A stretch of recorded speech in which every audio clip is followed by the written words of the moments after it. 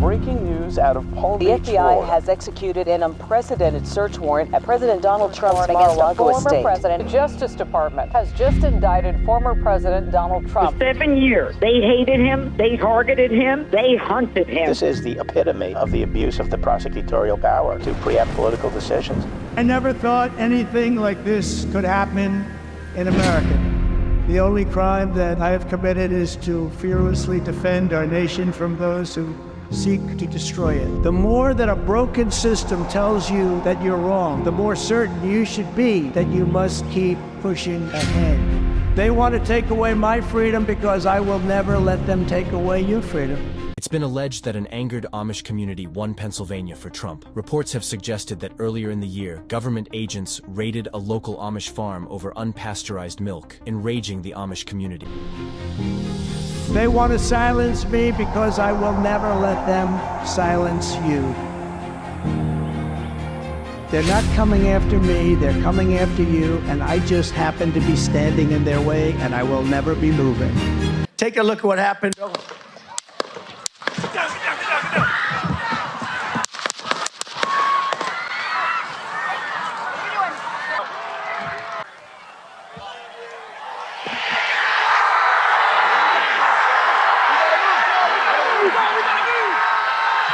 Look at that, look at that. How are you? Thank you, Mr. President. Nice to see you. You made it possible for ordinary people like us to meet you. You're not ordinary. I mean, thank you so much You for are not everything you're ordinary. doing. I can see. We pray for you, and you are the type of person we want to be the president. Thank you very much. Thank you so much. So nice. Thank you very much. Yeah, I took a bullet. That's right. Thank you, Mr. President. What they have done to our country by allowing these millions and millions of people to come into our country, and look at what's happening to the towns all over. A lot of towns don't want to talk about it because they're so embarrassed by it. In Springfield, they're eating the dogs, the people that came in. They're eating the cats. They're eating the pets of the people that live there. Eating the dogs.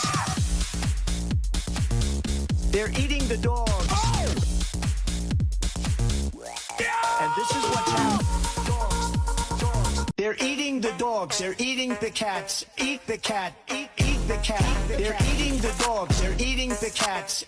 They're eating the dogs. They're eating the cats. Eating the dogs. They're eating the cat. The only garbage I see floating out there is his supporters. How do you like my garbage truck?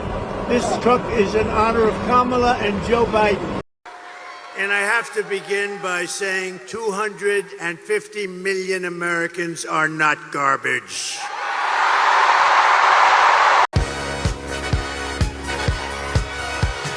Young man, there's no need to feel down. I said, young man. Smith, Zadarius Smith with a sack.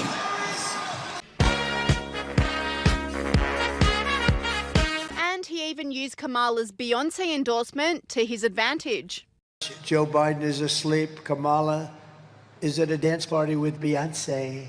Beyonce.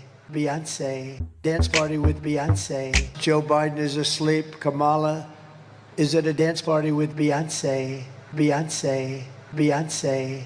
You've called women you don't like fat pigs, dogs, slobs, and disgusting animals. Your Twitter account. Only Rosie O'Donnell. Jeb Bush is a low energy person. For him to get things done is hard.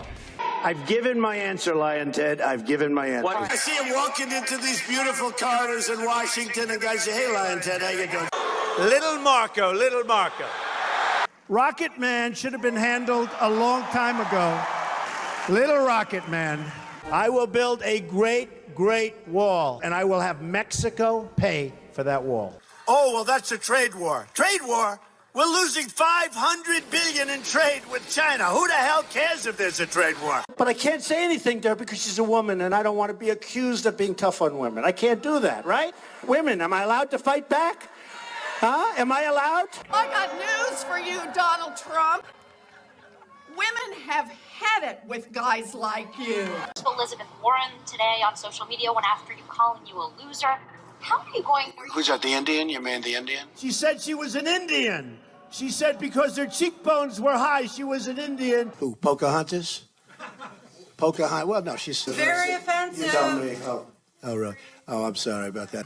That's negative. I call her Crooked Hillary. She's Crooked Hillary. Crooked. She's crooked as you can be. Now she's blaming the lie on the late, great Abraham Lincoln. Honest Abe never lied. That's the good thing. That's the big difference between Abraham Lincoln and you. Really stupid guy, Chuck Todd. I won't use his name. Let me let you respond to those poll numbers, which I think that you wanted to respond to. I didn't want to respond. Your people called my office about 40 times asking me to go onto the show. So it's dishonest what you're saying, Chuck. You got to tell the truth.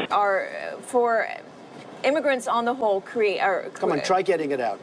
Try getting it out. I'll get it out. I mean, I don't know if you're going to put this on television, but you don't even know what you're talking about. Try getting it out. Go ahead. Are you ready? Can I talk? Yeah, what's you the mind? answer? Do you mind?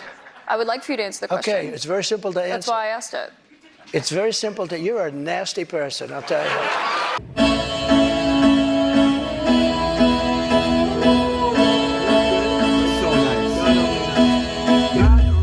Music back then just hit way better than now, though. Like, they're legends.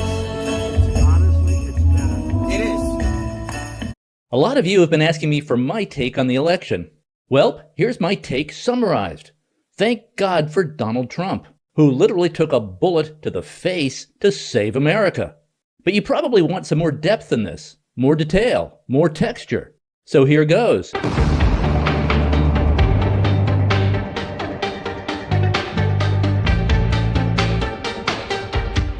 Donald Trump is now only the second president in America's history to lose re-election and then come back to win again later, the other being Grover Cleveland at the end of the 19th century.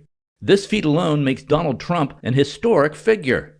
But I also believe that Donald Trump will prove out to be one of the most impactful presidents in America's history because he literally saved America from becoming a one-party totalitarian country, similar to communist China. But far worse because at least communist China is not insufferably woke.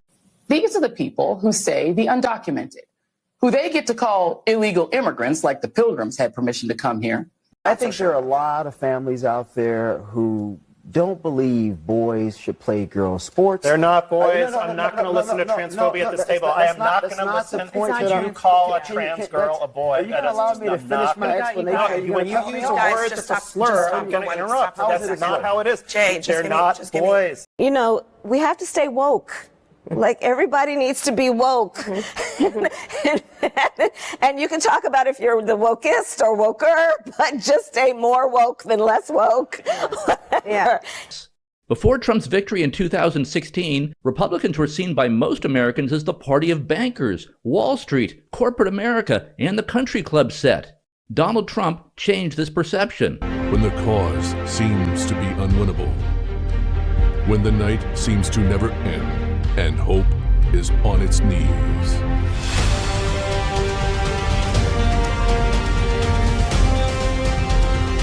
We rise.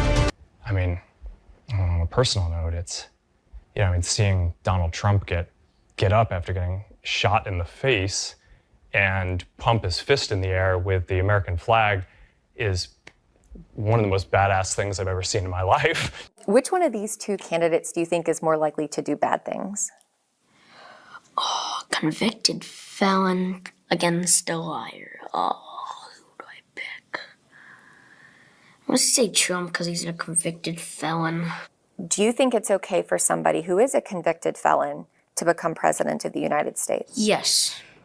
Many children were also very aware of the first assassination attempt on former President Trump. And which one do you think is tougher? Donald Trump?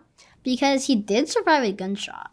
And does anything else make him tougher, do you think? Or was it mostly his reaction to that? He's also pretty brave. It'd be good for us to have a black woman as president for the first time in history. Yeah. But my vote's kind of still on Trump. Donald Trump, just last week, he confirmed to the National Review that he is again considering a run in 2016.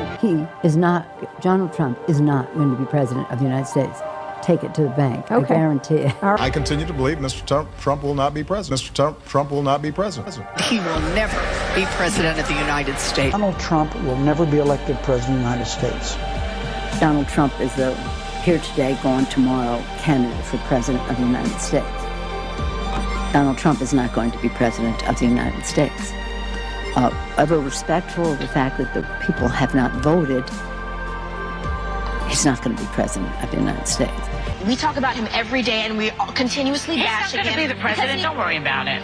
When you stand and deliver that State of the Union address, in no part of your mind or brain can you imagine Donald Trump standing up one day and delivering a State of the Union address? Well, I can imagine it in a Saturday night skit. We can now project the winner of the presidential race. Donald Trump wins the presidency. What started off as unlikely, impossible, is now reality. I will fight for you with every breath in my body, and I will never, ever let you down. We will take back our country, and we will make America great again.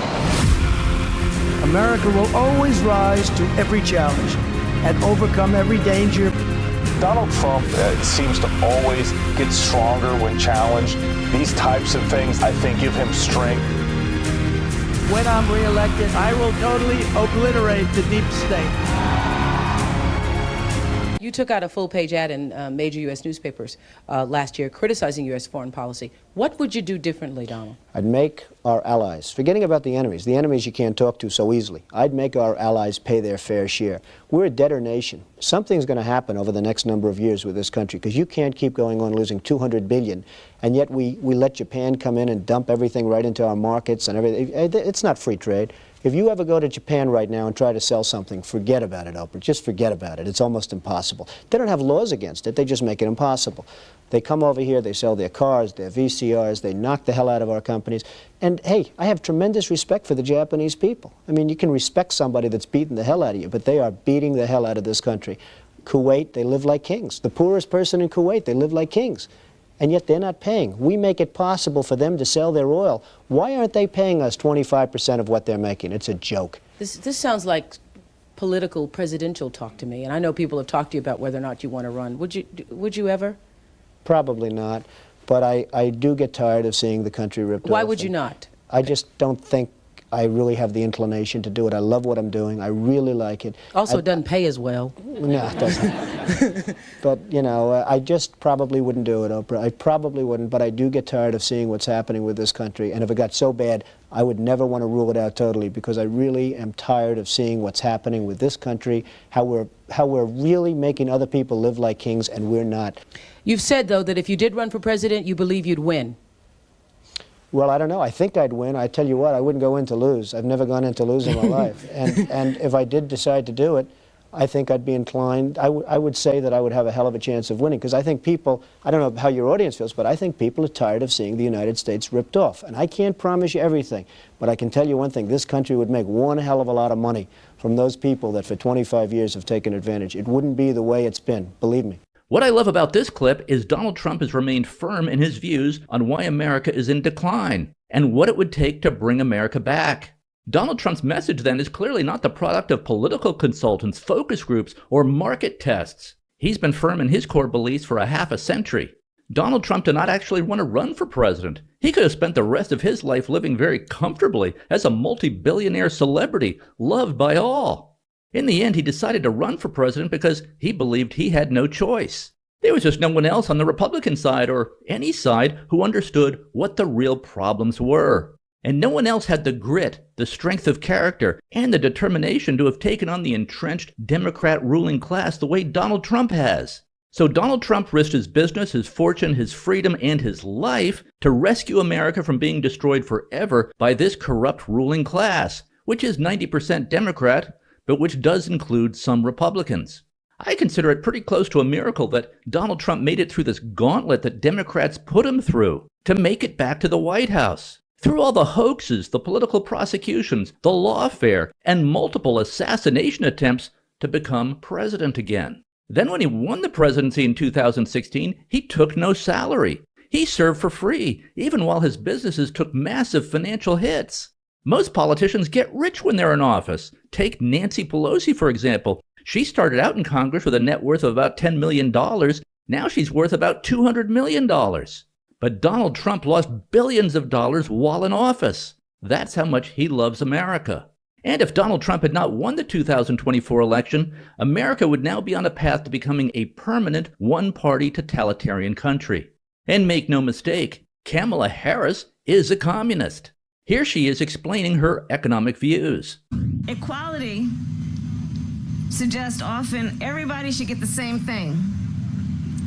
Well, that often assumes everybody started out in the same place, as opposed to equity, which is everyone should end up in the same place.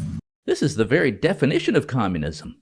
And in case you think this is just a one-off or out of context or something, here she is repeating her economic views. We have always fought for equality, but now we are also talking much more rightly about equity, understanding that we must be clear-eyed about the fact that, yes, we want everyone to get an equal amount. That sounds right, but not everyone starts out from the same place. Some people start out on first base, some people start out on third base. And if the goal is truly about equality, it has to be about a goal of saying everybody should end up in the same place. And since we didn't start in the same place, some folks might need more. Equitable distribution. And yeah, I am a radical. I do believe that we need to get radical about what we are doing and take it seriously. Right. And of course, her father, Donald Harris, was a self-described Marxist economics professor at Stanford. Her mom was also a professor and a Marxist. Here we have Kamala Harris cheering on the anti-police riots of 2020 that were destroying large swaths of America's cities. And I want to make clear that I know that there are protests still happening in major cities across the United States. That's right. But they're not going to stop. They're not going to stop. And this is a movement, I'm telling you. They're not going to stop. And everyone beware, because they're not going to stop. They're not going to stop before Election Day in November, and they're not going to stop after Election Day. And that should be, everyone should take note of that on both levels, that they're not going to let up, and they should not. And here's Kamala explaining how she planned to use her power in government to usher in a Marxist revolution. I know that your mom was very politically active. What did you learn from her? I learned that the greatest movements that we have seen in recent history in our country, but probably since the beginning, have been born out of protest, have been born out of understanding the power of the people to take to the streets and force their government to address what is wrong, the inequities, the inequalities, the unfairness. So when I made a decision to become a prosecutor, it was a conscious decision, which was to go inside the system and have some leverage there to effectuate change. I say that to say this. The only way we're going to truly achieve change is when there are people in the system who are willing or pushing to do it, and when there are those folks who are outside of the system demanding it. I am very clear that some of the success that we've been able to achieve around criminal justice reform would not have happened in recent years were it not for Black Lives Matter. And the intensity and the brilliance of that movement. These movements provide a counterforce to get us to where we need to be. This is the woman the Democrat Party tried to install as president. We can thank Donald Trump for saving America from this fate. If Democrats had won the 2024 election, the wide-open southern border would have continued. Tens of millions more migrants would have poured into the country under her watch. Take a look at this. In the Rio Grande Valley, where I was yesterday at the river crossing, just hundreds on the bank coming hour after hour. I have been multiple times to that very point, and I can tell you it's certainly in full force right now. It is wrong to somehow suggest that an undocumented immigrant is a criminal. Police have tracked down a killer whose crimes spanned the country. Rachel Marin was dragged from a hiking trail in Maryland where she was raped and murdered. Police say Brandon Ortiz Vite used a handgun he bought illegally to shoot Ruby Garcia multiple times on Friday. Being an undocumented immigrant is not a crime. I know what a crime looks like. An undocumented immigrant is not a criminal. Prime suspect charged in Laken Riley's murder was 26-year-old Jose Antonio Ibarra. He illegally entered the United States back in 2022. Have the courage to reject that term, illegal alien. An undocumented immigrant is not a criminal. A Texas grand jury indicted Rafael Govea Romero. He's accused of attacking 16-year-old Lisbeth Medina by repeatedly hitting her head and stabbing her. An undocumented immigrant is not a criminal. One of the biggest revelations when it comes to our southern border was revealed yesterday. We already knew that over 250 people on the FBI's terror watch list were caught at our southern border over the past 3 years under President Biden and Vice President Kamala Harris. But yesterday we learned for the very first time that 99 illegal immigrants on that terror watch list were released into the country and another 34 are still in DHS custody. What possible explanation from the Department of Homeland Security could there be for releasing these people into our country? If Democrats had won the 2024 election, these tens of millions of migrants would have been fast-tracked to U.S. citizenship and would be soon voting in our elections, probably the next election. Puerto Rico and the District of Columbia would have been turned into states, each given 2 new U.S. senators. So that would be another 4 Democrat U.S. senators.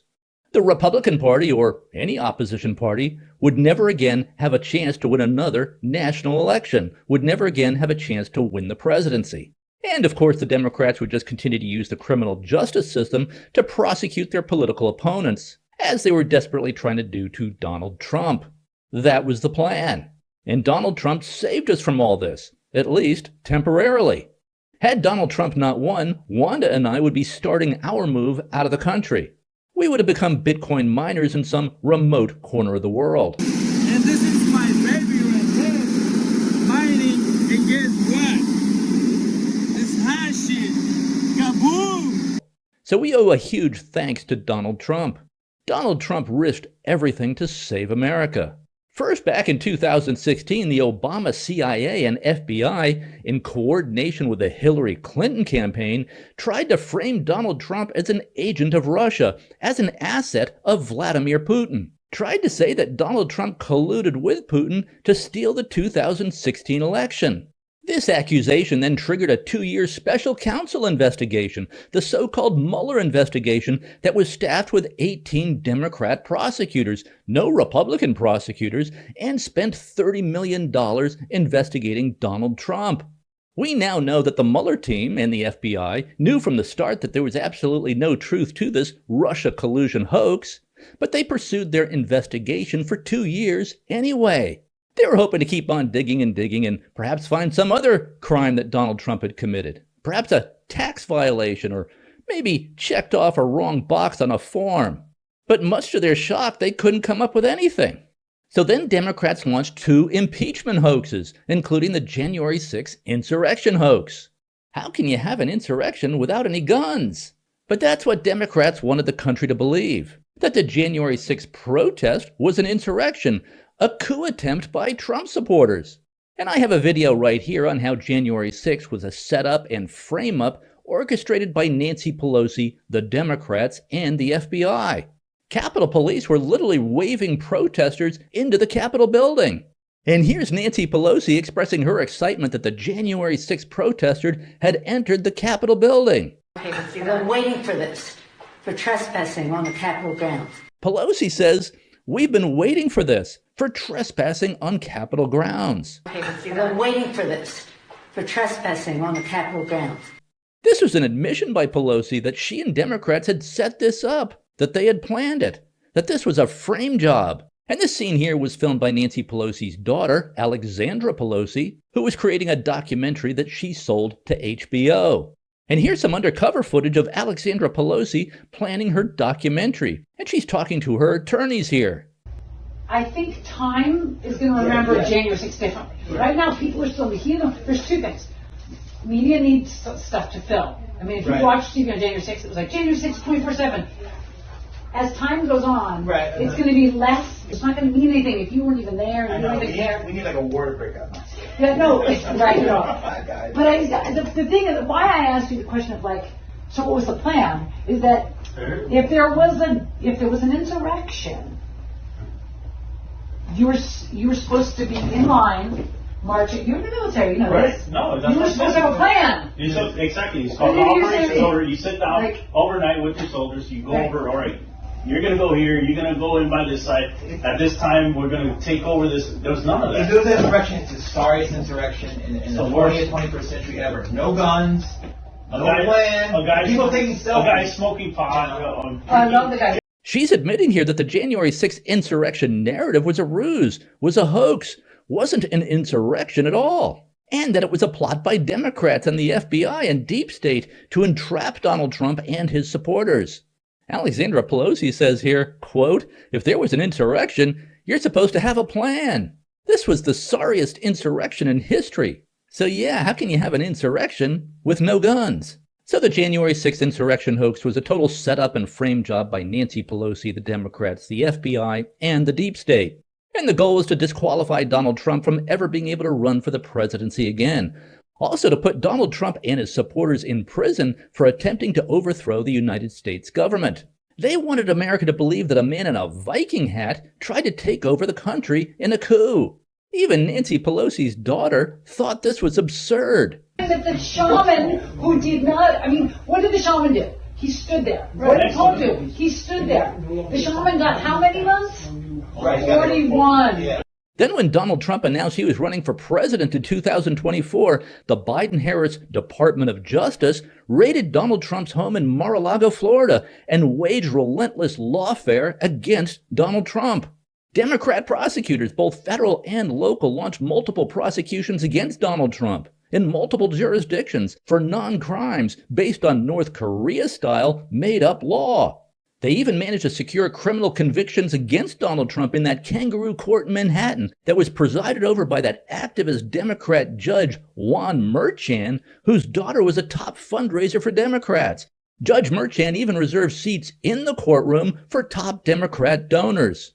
And Judge Merchan was able to secure convictions of Donald Trump on 34 felony counts by completely misstating the law to jurors in his instructions.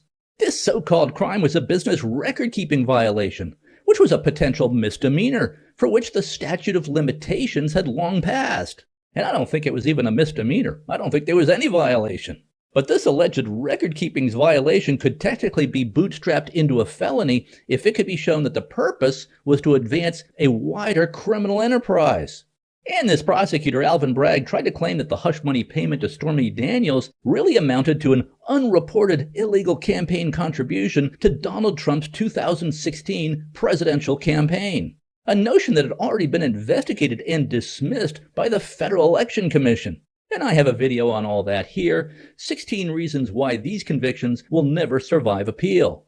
All of which, of course, Judge Merchan knew, but the plan was for Democrats to be able to say that Donald Trump was a convicted felon while he was running for president, at least until overturned later on appeal, which probably would not happen until after the campaign. And by that time, Democrats figured the Democrat would have won at that time, Joe Biden.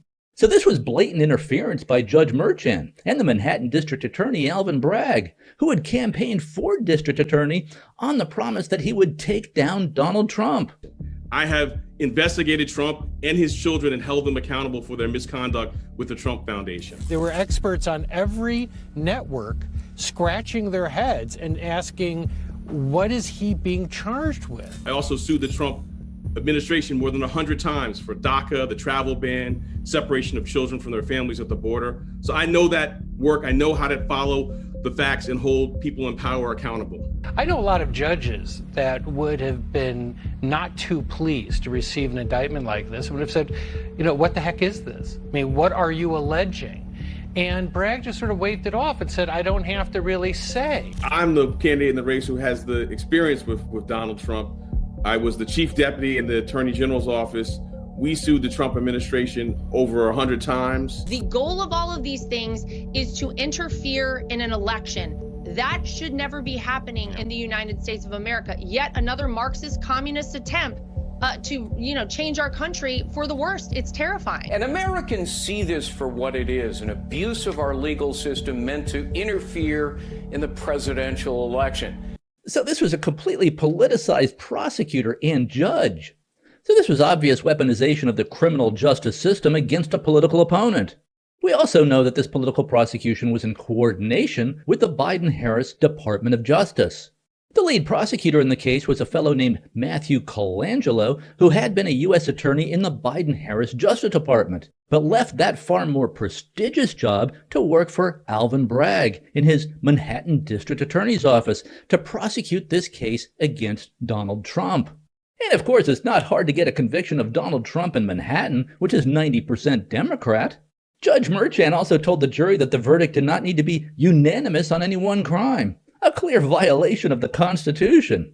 All the jury had to agree on was that Donald Trump had to have done something wrong, even if they could not agree on exactly what he had done wrong. Also, the Trump defense team was not even informed about the crimes Donald Trump was being charged with until the closing arguments in the trial, with the prosecution going last in the closing arguments, so giving the defense no chance to respond. And I'm sure the jury selection was also rigged to ensure that no Republican made it onto that jury. So Judge Merchan's courtroom was a kangaroo court from the get-go. And there's absolutely no chance these convictions would survive on appeal. And of course, Judge Merchan knew this. He's not an idiot. But the goal was to be able to tag Donald Trump with the convicted felon label while he was running for president.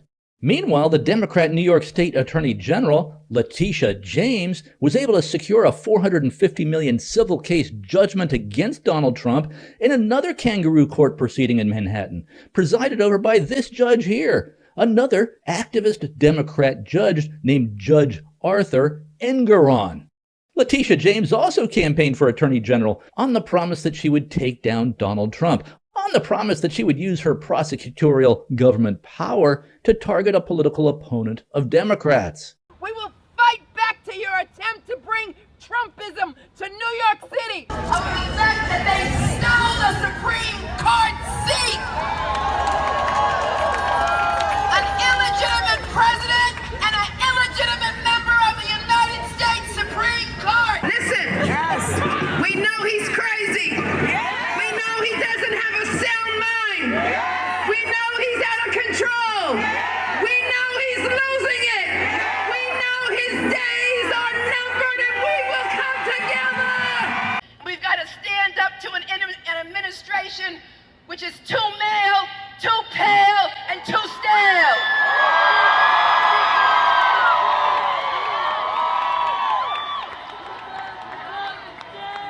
Too male, too pale, and too stale. Too male, too pale, and too stale. Letitia James and Judge Engeron tried to say that Donald Trump overstated the value of his real estate holdings to secure loans from banks, so that this amounted to defrauding banks. It didn't matter to these people that the banks came in and said that they were not defrauded at all, conducted all their own valuations of Trump's real estate holdings, issued loans based on their own valuations, and were repaid in full with interest, and were happy to continue doing business with Donald Trump. Also, there was no jury verdict here. Judge Engeron just declared Trump liable for the $450 million in a summary judgment.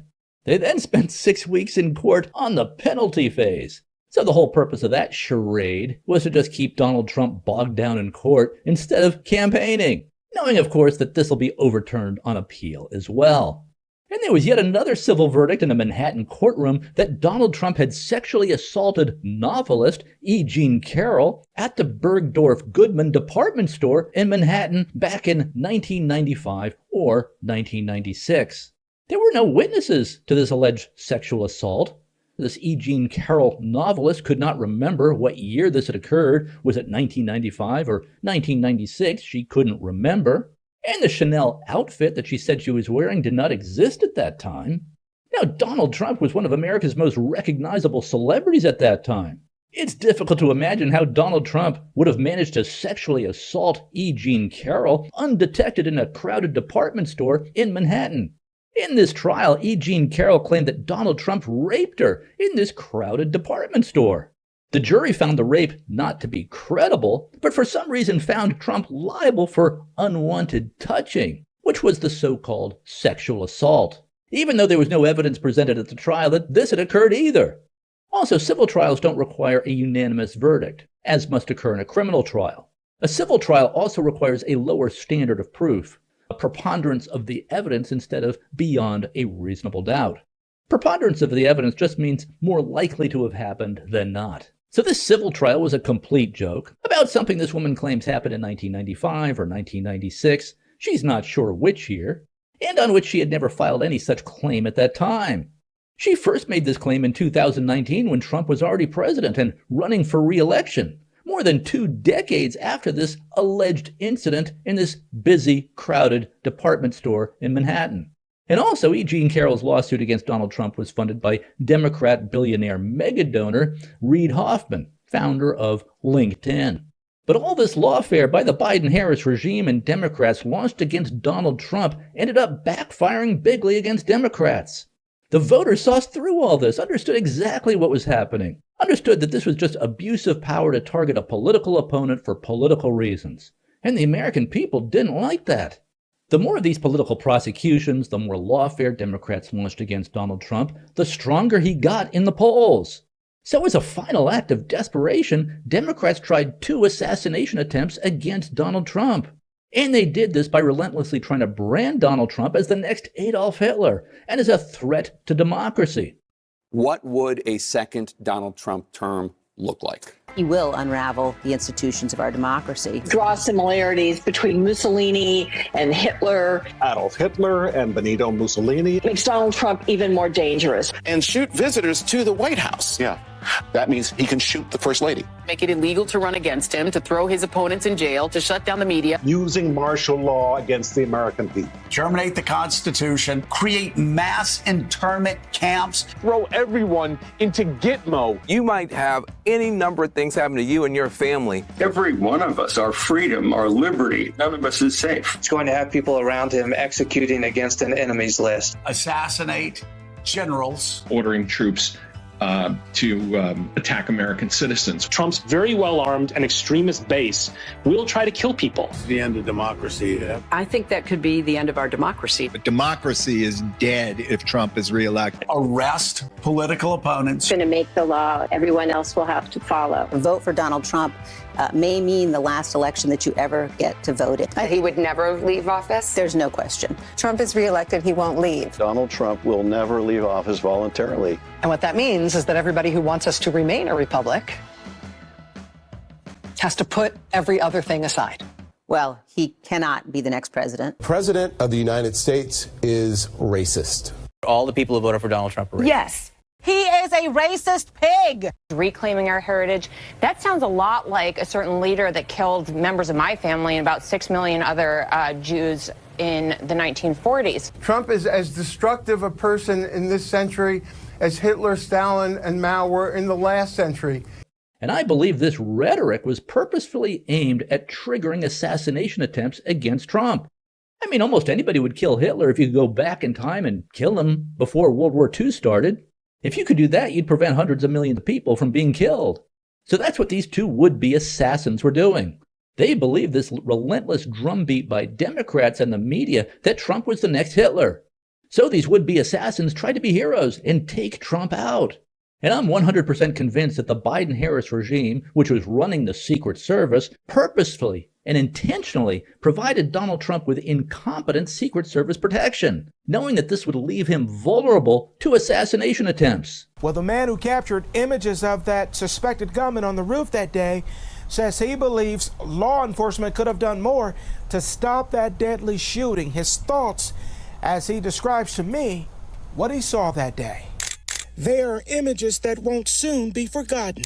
Suspected killer, 20-year-old Thomas Crooks, on the roof of a building, taking aim. When I seen him holding the gun like he was taking aim, I thought, oh my God, this guy's about to shoot into the crowd or something. So I turned my phone on. Mike DeFriscia said he started recording on his cell phone. The still photo grabbed from that video. Yeah, we had just got there a little bit late. He and his wife Amber live in Crawford County, Pennsylvania. They were at the Trump rally in Butler Saturday. They arrived late, so they sat outside of the secured area near the building where Crooks waited. We were there maybe 10 minutes waiting for Mr. Trump to come on. And then after he came on and started to speak, my wife shortly after he started nudged me and said, "Hey, what's going on behind us?" And that's when we noticed some commotion. Now, where's that? Oh my God! The Frischip said he noticed crooks climbing the roof, then noticed he had a gun. They tried alerting police, then took cover. I kind of felt I could see the guy with my eyes. I knew where he was at. I got me and my wife behind a big tree, and I felt that we were safe. Then you see the gun, you're like, oh my God, we have to hide. If you want to really see something this chaos after gunfire. A bullet grazed the former president's ear, Mr. Trump narrowly escaping a more serious, possibly even fatal blow. But one man in the crowd is killed, 2 others wounded. Secret Service snipers take down crooks, killing him. It was devastating to us. I mean, to know that we watched a guy shoot somebody, and also even the shooter. I mean, we watched him get shot right in front of us. I mean, we seen it. We seen the aftermath. The couple believing something more could have been done to prevent the tragic shooting, talking now about who, besides the shooter, should be held accountable. People are trying to say the local cops and this and that might not have done their job. And in my opinion, and I haven't put this out anywhere else besides now that it's been a couple days, we're processing some of this. You know, it's Secret Service's job to keep terror of the president.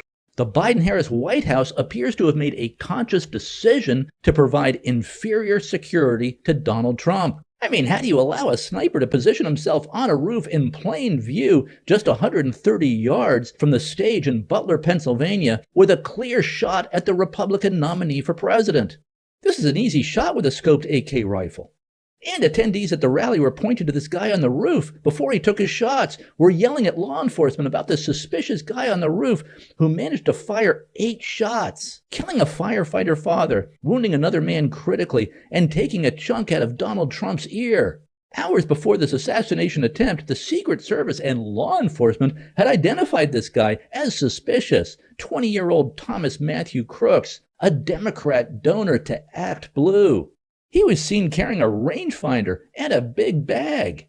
A rangefinder, of course, is used for hunting and shooting. Yet the Secret Service somehow managed to lose track of Thomas Matthew Crooks, the Democrat donor and aspiring assassin.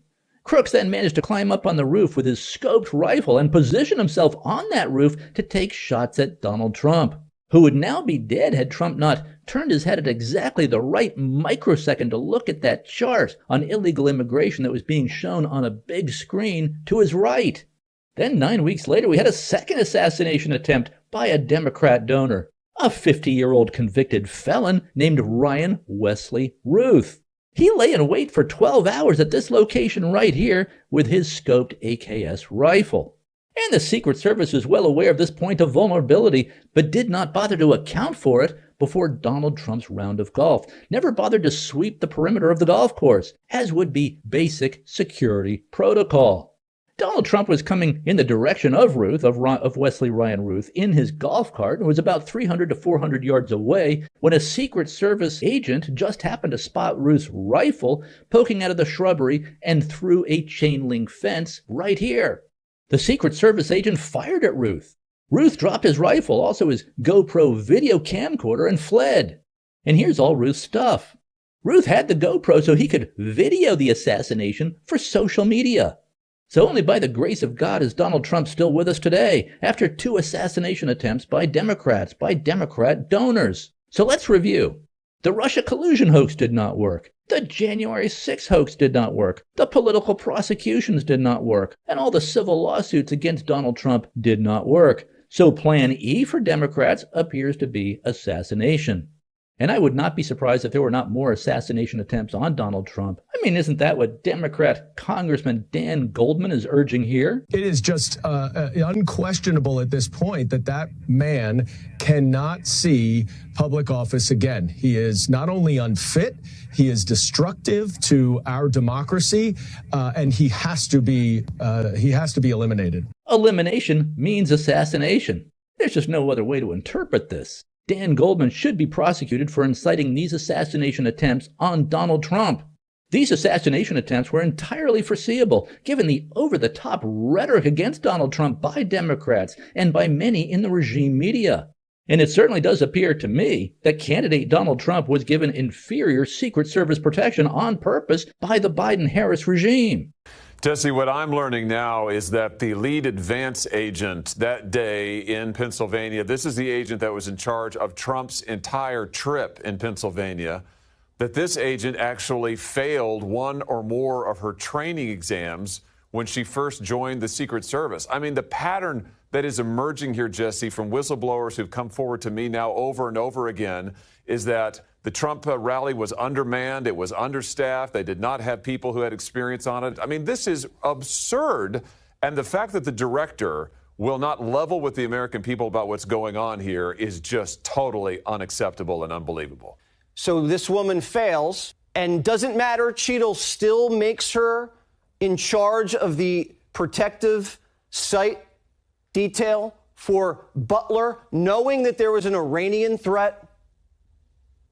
Yeah, see, this is what's so hard to understand, is that if this individual had failed one or more of her training exams, if she was known not to be really one of the Secret Service's top agent, she's in the Pittsburgh office, why was she put in charge of the entire trip, Jesse? I mean, the whole thing. She was in charge of the whole works from the time the president landed to the time he went to Butler. It's just totally inexplicable. And Jesse, one other thing.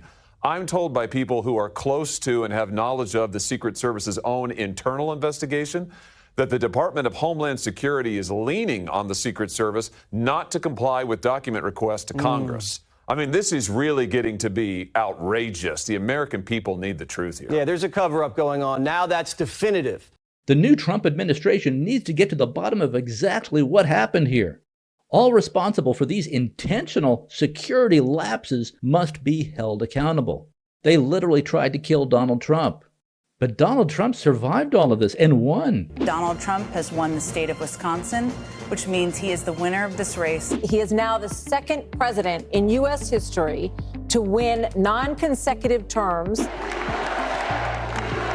Much to the shock and dismay of Democrats and the regime media.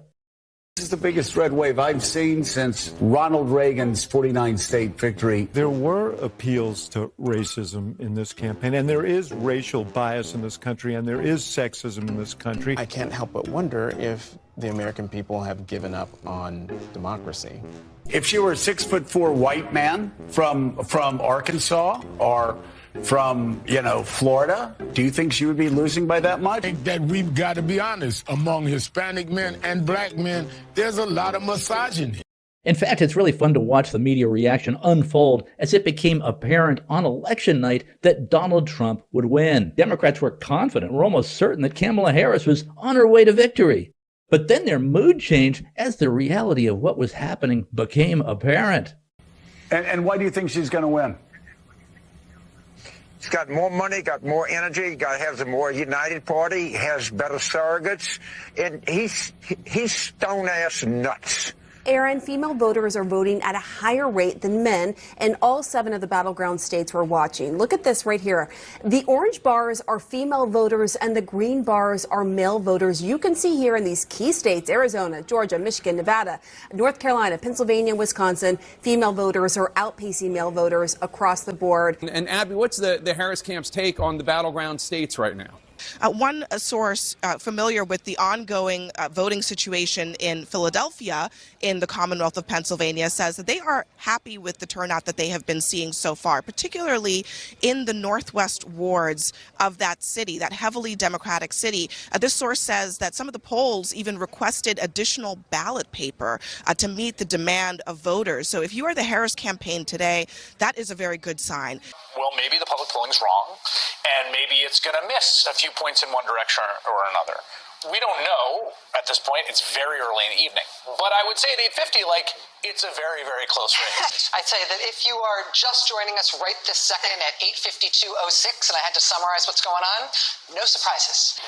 Looking back at the battleground states that we're still awaiting definitive calls in Georgia, it's too close to call. In Pennsylvania, It's too close to call. In Wisconsin, it's too close to call.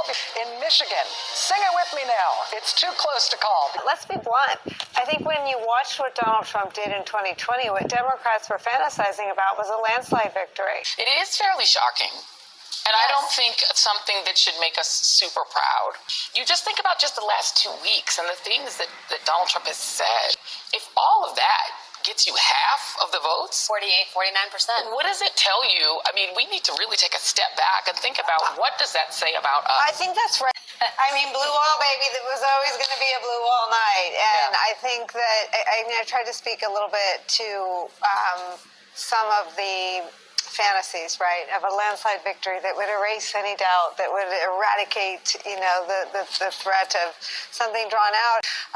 I think that waiting for these blue wall states to come in because they're so close. And so I think it's going to be a late night. Ari, since you were last with us, I've got nothing to report. Trump has now taken the lead in Bucks County. NBC News now projects that in the battleground state of Georgia in the presidential race, Donald Trump has prevailed. The Republican Party will control the United States Senate. This is live from Howard University in Washington, D.C. We still have votes to count. We still have states that have not been called yet. We will continue overnight to fight to make sure that every vote is counted. Thank you all. A short and to-the-point statement from Cedric Richmond, the Harris campaign co-chair. You now see them turn as one to start to leave the grounds. The evening was getting increasingly somber as people realized what this map is looking like. They turned off the TV set and just piped up the music because the room was starting to get increasingly somber. You know, we always knew it was going to be down to the blue wall, and the blue wall is still uncalled at this point. But it sounds like the Harris campaign is sort of keeping things tight in terms of whether or not they're going to string people along into thinking this is going to happen. What they went to that venue tonight hoping to see and witness was a historic election of Kamala Harris to the presidency, was the end of the Trump era as they knew it. And so we don't know the outcome yet, but that is not what they are receiving, and they are being told to go home and wait till tomorrow. And nothing that was true yesterday about how flawlessly this campaign was run is not true now. I mean, this really was an historic, flawlessly run campaign.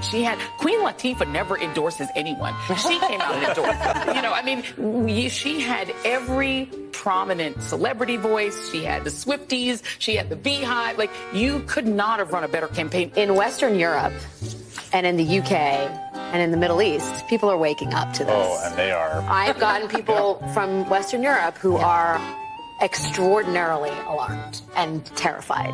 May I reiterate, there are 2 of the 7 swing states that have been called by NBC News right now, which is Georgia and North Carolina. None of the other 5 states have been called at this point. You can see this is the battleground states, Pennsylvania, Michigan, and Wisconsin, the so-called blue wall. None of those states called by NBC News. In the swing state of Pennsylvania, NBC News now projects that presidential contest has been won by Donald Trump. It presents an insurmountable future here for Kamala Harris and for the Democratic ticket. Let's watch as Trump takes the stage in Palm Beach, Florida.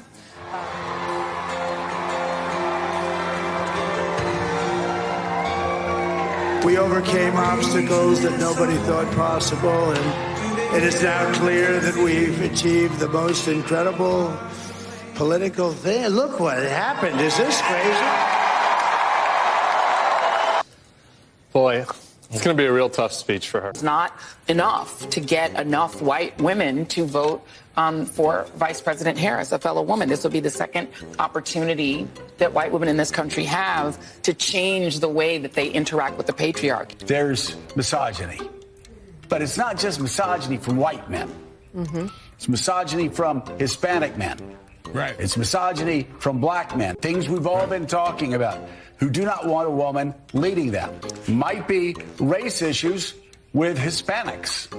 No other Republican candidate had the strength of character to have been able to survive what Democrats threw at Donald Trump. And by the way, do not believe that some other Republican candidate, say Nikki Haley, would not have been subjected to the same treatment.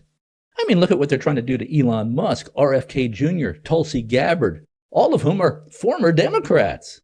Democrats and the regime media are trying to destroy these good people. They're trying to claim that Tulsi Gabbard is an agent of Russia, just like they tried to do to Donald Trump. His whole questions like Tulsi Gabbard does. You really want her to have all of the secrets of the United States and our defense intelligence agencies when she has so clearly been in Putin's pocket?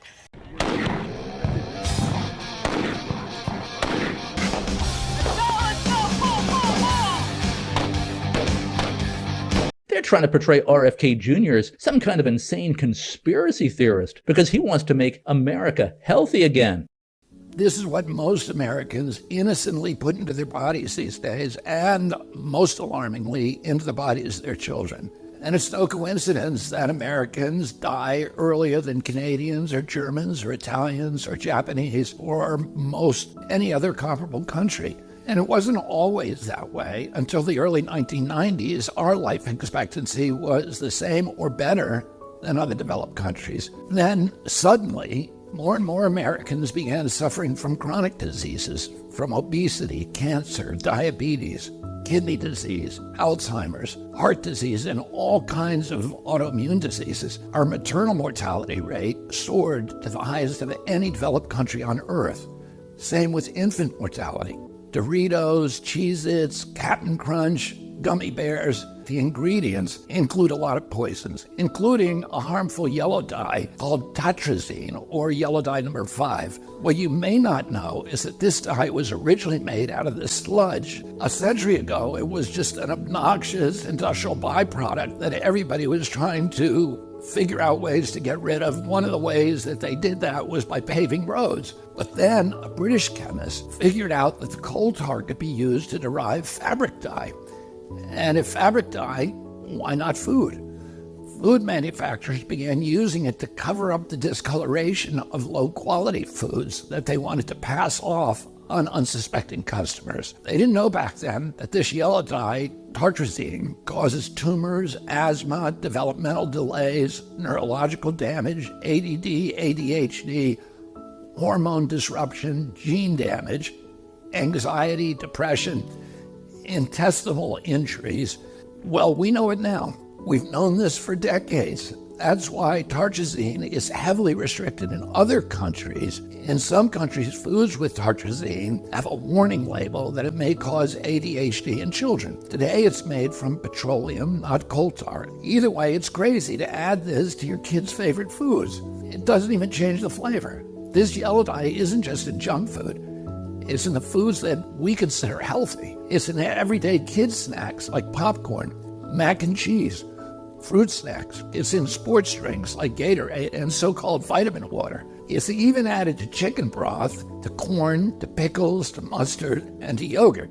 And so, of course, our kids get sick.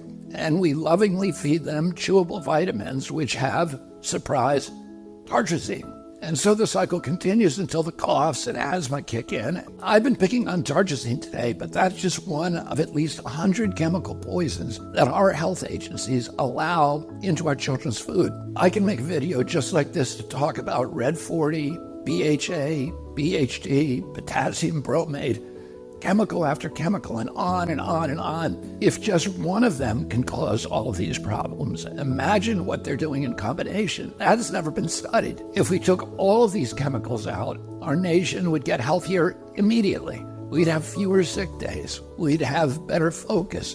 We'd have less anxiety. Our kids would learn more easily. We'd lose weight. We'd have more energy. We'd have fewer tumors and longer lives. Enough is enough. President Trump and I are going to stop the mass poisoning of American children. Together, we're going to make America healthy again. RFK Jr. is being attacked because he's a threat to all the obvious corruption at the FDA and the CDC. These agencies have become completely captured by Big Pharma and Big Food, which are poisoning America. The ultimate goal of a regulator at the FDA is to try to become a lobbyist for Big Pharma or Big Food with $1 million a year salary. 70% of the FDA's budget comes from Big Pharma. Here's what Americans looked like in the 1970s, compared to what Americans look like today. Obviously, the problem is Big Food and Big Pharma, which are poisoning America. And of course, the sicker America is, the more profitable it is for Big Pharma and Big Healthcare. RFK's job will be to clean up all this corruption. They don't like that. And Elon Musk, he used to be a hero to Democrats back when he was a Democrat. Donald Trump had also been a Democrat for pretty much his entire adult life, but the Democrat Party had careened too far left for him, which is why he decided to run for president in 2015. And I consider myself a John F. Kennedy-style Democrat. John F. Kennedy was a strong anti-communist, pro-capitalist, pro-God, pro-life, and pro-freedom.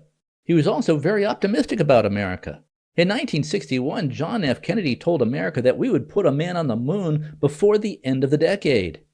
I believe that this nation should commit itself to achieving the goal before this decade is out of landing a man on the moon and returning him safely to the earth. And indeed, we did put men on the moon in July of 1969, just as John F. Kennedy predicted. My dad voted for John F. Kennedy over Richard Nixon in 1960 because he saw Kennedy as the stronger anti-communist. Then Dad would later write speeches for Nixon. There really wasn't that much difference between the political parties back then. John F. Kennedy was my idea of what an American president should be, as was Ronald Reagan. Optimistic with a we-can-do-anything attitude. That's Elon Musk's attitude. That's Donald Trump's attitude. We can be anything we want to be. Then the Democrat Party became the party that opposes space exploration.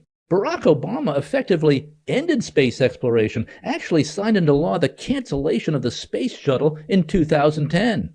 The only reason we have a real space program today is because of Elon Musk, who relaunched space exploration on his own with SpaceX.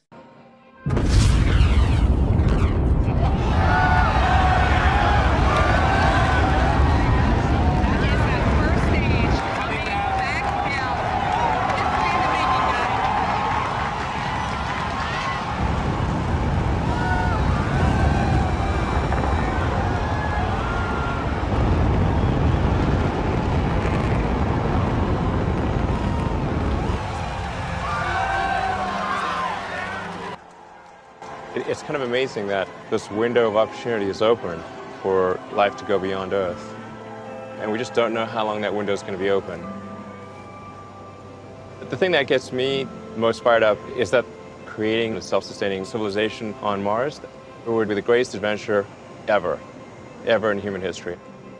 It would be so exciting to wake up in the morning and think that that's what's happening.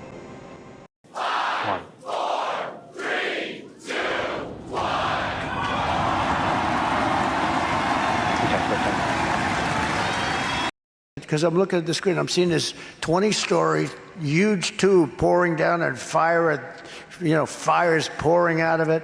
I wasn't even sure, maybe it was a movie. But I'm looking, it's the news, and I see it, and then all of a sudden, it's going to hit the gantry, and boom, a flame comes out of the left and pushes it over. And it came down so gently, and then it wrapped those arms around it.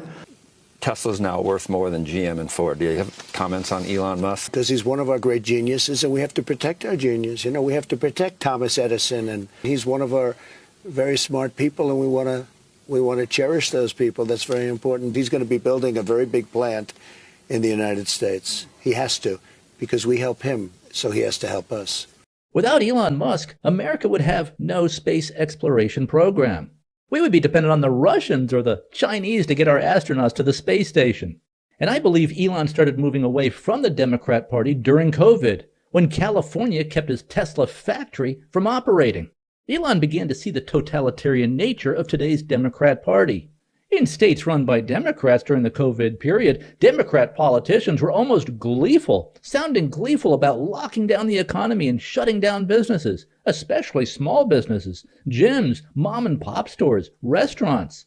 They just thought this was great, all these lockdowns. Of course, big box stores were allowed to stay open. but not small businesses. So in response to the totalitarian nature of the California state government, Elon moved Tesla's headquarters from California to the free state of Texas. Elon also became alarmed at how the CIA, the FBI, and the deep state in partnership with big tech was swaying elections and clamping down on free speech for conservatives. Conservative opinion, conservative information was effectively erased from the internet by Google and the major social media platforms. And we saw those 51 CIA officials and former officials and members of the intelligence community tell us in a signed statement that the Hunter Biden laptop that documented Hunter's many crimes was Russian disinformation, even though anyone with a brain knew that the Hunter Biden laptop was genuine. But Facebook and the old Twitter banned linking to the New York Post story on the Hunter Biden laptop, censoring and blocking this information during the lead up to the 2020 election. And if you typed Hunter Biden laptop into Google, Google told you that the Hunter Biden laptop was Russian disinformation. So to end this censorship and to provide a platform for real free speech in America, Elon bought Twitter for $44 billion. To save free speech, because we can't have a functioning democracy without free speech. And we owe a huge thanks to Elon for this. I'm not sure Donald Trump would have won the election had Elon not bought Twitter, because conservatives would have had almost no way to distribute information to a big audience. The old Twitter had already shut down the account of President Donald Trump, who was banned from all the major social media platforms while he was president. Imagine banning the President of the United States from social media. But that's what happened. Conservative and pro-freedom accounts across the internet were shut down by big tech or shadow banned. Google, Facebook, the old Twitter, and big tech became weapons of censorship for the Democrat Party. You really couldn't say much if you were a Republican without either having your account shut down or your post shadow banned and suppressed. Elon saved us from all of that with his purchase of Twitter. And then when Elon announced his intention to buy Twitter, the Biden-Harris regime began launching one investigation after another into Elon and his companies, some of them criminal investigations. I count at least 11 investigations launched against Elon by the Biden-Harris regime. The state of California also launched investigations of Elon and his companies. The state of California is literally not allowing Elon to launch his rockets from California because of his support for Donald Trump. California literally says this openly. And here he is pulling off this incredible feat. And not only has he got the DOJ suing him for not hiring asylum seekers, California has decided to get into the mix and take him to task in the courts because of some sort of coastal commission. They want him to up and move out. They don't want him doing anything more in the state. And he is countersuing them. Check out this tweet. He says, incredibly inappropriate of the action that they're taking against him. What I post on this platform has nothing to do with a coastal commission in California filing suit against them on Monday for violating the First Amendment. Because, of course, this has everything to do with where he stands politically. He's backing Trump. He's been very vocal about that.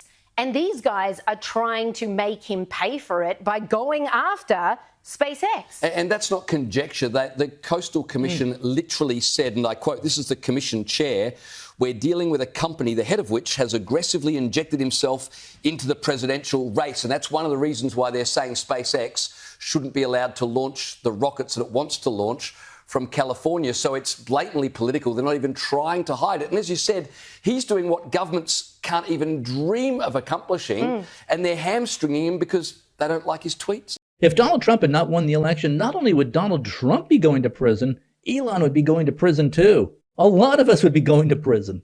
A lot of the protesters from January 6th are still in prison. Today's Democrat Party cannot tolerate even one iota of dissent. Elon Musk is a combo of Thomas Edison, Henry Ford, Albert Einstein, Benjamin Franklin, and more. He's the greatest entrepreneur in world history. He's also one of the smartest people on the planet. Elon's companies employ more than 150,000 people. America should be celebrating Elon Musk as the national treasure he is. But today's Democrat Party wants to bankrupt Elon and his companies, wants to put Elon in prison because he decided not to be a Democrat anymore. And the way the Democrat Party has gone after Elon, trying to put him in prison, trying to bankrupt his companies, tells me that the Democrat Party really does not give a damn about so-called climate change or the environment. The mission of Elon's company, Tesla, is to transition the world to clean, sustainable energy. There's no one on the planet doing more than Elon Musk for clean air and clean water. But today's Democrat Party hates Elon because he started objecting to the totalitarian nature of today's Democrat Party and moving toward the Republican Party. Now Democrats are doing all they can to put Tesla and Elon out of business, even though Tesla is the world leader in electric vehicles, which Democrats tell us they want. The Biden-Harris regime was trying to put Elon in prison for no reason other than that he bought Twitter to save free speech. And a big part of the genius of Donald Trump is that he brought many honest Democrats into the Republican tent. Democrats who don't like the totalitarian direction that today's Democrat Party has taken. Democrats like Elon, Tulsi Gabbard, RFK Jr., and many others said no to today's Democrat Party. RFK Jr. ran for president in the Democrat primaries in 2024. But the Democrat Party did everything they could to keep RFK Jr. off the ballot. Today's Democrat Party is about as anti-democracy as it's possible to be. Today's Democrat Party also tried to keep Donald Trump off the ballot. Now, this collection of people, these Democrats who are now in the Trump administration, they certainly don't agree with Trump on all policy issues, don't agree with each other on all policy issues. RFK Jr. is a climate activist. And Trump jokingly says that he'll keep RFK Jr. away from the oil. He's putting RFK Jr. in charge of America's health. He made Marco Rubio Secretary of State, who is definitely a hawk on national security, a little bit more neoconservative than I would like. But to counter Rubio, he also brought in Tulsi Gabbard, who is more of a non-interventionist and a big skeptic of the military-industrial complex. Unlike in today's Democrat Party, there's room for many different points of view in Donald Trump's Republican Party. Donald Trump is a big tent Republican. Unlike today's Democrat Party, Donald Trump does not believe we all need to be marching in lockstep and have exactly the same opinions on every issue. And I think maybe the greatest thing that Donald Trump has done is he has single-handedly, through the force of his personality and will, he has transformed the Republican Party into a populist America First party of the working class, which is a big reason why so many former Democrats have climbed on board the Trump train. Before Donald Trump, the Republican Party was seen as the party of bankers and Wall Street. When people thought of the Republican Party, they thought of Mitt Romney or they thought of Mitch McConnell. But Donald Trump completely transformed the Republican Party into the party of Main Street America. He did this through the sheer force of his personality and through his nuclear weapons-grade marketing skills. Now, I've been in the advertising and marketing field for nearly 4 decades. That's how I make my living. And there's no better marketer than Donald Trump. And this will be a big part of the theme of the rest of this video because Donald Trump's nuclear weapons-grade marketing skills is why he was able to win. Why he was able to overcome all the hoaxes, the propaganda media, the lawfare, the weaponization of government by Democrats, and even multiple assassination attempts by Democrats. So let's examine this. Let's see if we can learn some things about marketing from Donald Trump. Well, what's the first objective of a great advertisement or marketing message? It's to get people's attention. It's to get people to stop whatever it is they're doing and to listen. And there is no one better at this than Donald Trump. And one fantastic example of this is this moment in his debate with Kamala Harris. What they have done to our country by allowing these millions and millions of people to come into our country, and look at what's happening to the towns all over the United States. And a lot of towns don't want to talk. It's not going to be Aurora or Springfield. A lot of towns don't want to talk about it because they're so embarrassed by it. In Springfield, they're eating the dogs, the people that came in. They're eating the cats. They're eating the pets of the people that live there. And this is what's happening in our country. Now, most of the pundits and the so-called experts thought that this section of the debate was just horrible for Trump because they did not understand what Donald Trump was doing. Piers Morgan thought that Trump lost the debate with this. The thing is, Tommy, that should have been a home run for Trump, right? This is absolutely his wheelhouse. She was the border czar. She's dropped the ball massively. That's all he had to say. But going down this ridiculous conspiracy rabbit hole of migrants eating everyone's pets, which had already been discredited, certainly there's no actual evidence to prove it at the moment, It just seemed, as Cenk says, he sounded a bit nuts, and he lost the momentum of what should have been a home run. I don't disagree that he missed a huge opportunity to hold her to account on the border invasion that happened on her watch. Trump was universally mocked on cable news for this. But this was, in fact, just more marketing genius by Donald Trump that the media still doesn't get. Now the Biden-Harris regime had just dropped off 15,000 or 20,000 Haitian migrants in Springfield, Ohio, which was a town of just 60,000 residents. So suddenly, 1/4 or 1/3 of Springfield, Ohio consisted of Haitian migrants. And there were reports that these Haitian migrants were stealing people's pets for food, for voodoo rituals, and so forth. Whether or not this was actually happening or not is disputed, but there were a lot of videos on social media that seemed to show that this was happening on some level. We've lost a whole bunch of cats. There was a van pulled over that had over 100 cats in it with the Haitians. They said they was eating them. Actually? Yeah. Not fake news. Not fake news. So a van was collecting cats and eating them. I watched it happen, yeah. Watched them get pulled over with the cats and admit to the police that they was eating them. You're not joshing with me. No, I'm almost 50 years old, buddy. No. You don't mess around. No. My father immigrated from Haiti to the United States in the late 60s as a teenager, and I want to talk about these recent comments about the Haitians in Springfield, Ohio. When he immigrated, he was one person, and they weren't sending, thousands of Haitians in one area. He wasn't eating people's pets, and he didn't practice voodoo, but he did say that most of the island, the majority of the island, does practice voodoo. The reason they eat cats is for two reasons.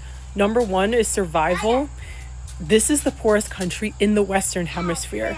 Second, they do animal sacrifices for their religion, voodoo. They make these animal sacrifices to these gods for different reasons. You can do your own research on this. It's not racist to acknowledge that this is a problem. It's not racist to talk about these things that are happening. Listen, I am not Haitian, but I am from the Caribbean. The Haitian immigrants are indeed eating animals. Not only are they harvesting cats for food, but also for witchcraft purposes, voodoo purposes. Understand this. If you don't want to take my word for it, go out there, meet a Haitian, talk to them about it. This is not something they aren't proud of. It's their culture. They eat these animals and they use the blood and bones of these animals for voodoo and witchcraft purposes. What the f***? This shit is not fun. This shit is not cool, bro. They really out here decapitating animals and y'all are making jokes out of it. Imagine if you went outside and you saw your dog's head decapitated on the fucking ground. Like, why y'all thinking this shit's a joke? It's not a joke. I don't feel comfortable walking anywhere. Everybody's fucking homeless out here. Shit, but scary ass Haitians just lurking and creeping. So people are making fun of Trump for saying what he said. But I mean, if you think about it, this here is a person in Springfield, Ohio, breaking down in front of your eyes, saying her reality, or telling us what the reality is where she lives in Springfield, Ohio. And if the people in that local community are telling us that it's happening, that's probably something we should pay attention to and not just disregard and act like, oh, they're just making it up. All these people are conspiracy theorists. And if you go back in time, this is Kamala Harris talking about the Haitian migrants. That is why also, starting with our administration, we gave TPS, temporary protected status, to Haitian migrants, 55,000. And then more recently, we extended temporary protected status to over 100,000 Haitian migrants for that very reason, that they need support, they need protection. So what's happening in Springfield, Ohio is a direct result of Biden and Harris's policies. So who knows? But the visual imagery that was conjured up by Trump's statement was so powerful that it became a viral dance among young people. They're eating the dogs. They're eating the dogs. And this is what's happening. Dogs. People on television. There have been no credible reports of specific claims of pets being harmed, injured, or abused by individuals within the immigrant community. Well, I've seen people on television. Let me just say here, this is the people on television said my dog was taken and used for food. So maybe he said that, and maybe that's a good thing to say for a city manager. I'm not taking this from but television. the people on television saying the dog was eaten by the people that went there. Again, the Springfield city manager says there's no evidence of that. They're eating the dogs. They're eating the dogs. They're eating the cats. Eat the cat. Eat the cat. They're eating the dogs. They're eating the cats. They're eating the dogs. They're eating the cats. They're eating the dogs. They're eating the cats. Eat the cat. Eat the cat. They're eating the dogs. They're eat the cat. They're eating the dogs. They're eating the cats. They're eating the dogs. They're eating the cats. Eat the cat. Eat the cat. Eating the dogs. They're eating the cats. Eat the cat. They're eating the dogs. They're eating the cats. Springfield, they're eating the dogs. The people that came in, they're eating the cats. They're eating the pets of the people that live there. Now your standard Republican politician would just say something like, we need to secure the border. That's what he would say in the debate. But that's really boring. Makes no impression whatsoever on the brain. Much better and stronger to do what Trump did. Trump was making the exact same point. We need to secure the border. But he's making this point in a way that will never be forgotten. And this moment in the debate will go down in history as iconic. Perhaps the most famous debate moment in American political history. And it really doesn't matter if his statement was technically true or not. He made his point. And he is directionally accurate. 10 to 15 million migrants were allowed and encouraged, invited by the Biden-Harris regime to just pour into America. And this is destroying communities. Everyone can see this. And as president, Donald Trump will secure the border and send these people back to their home countries.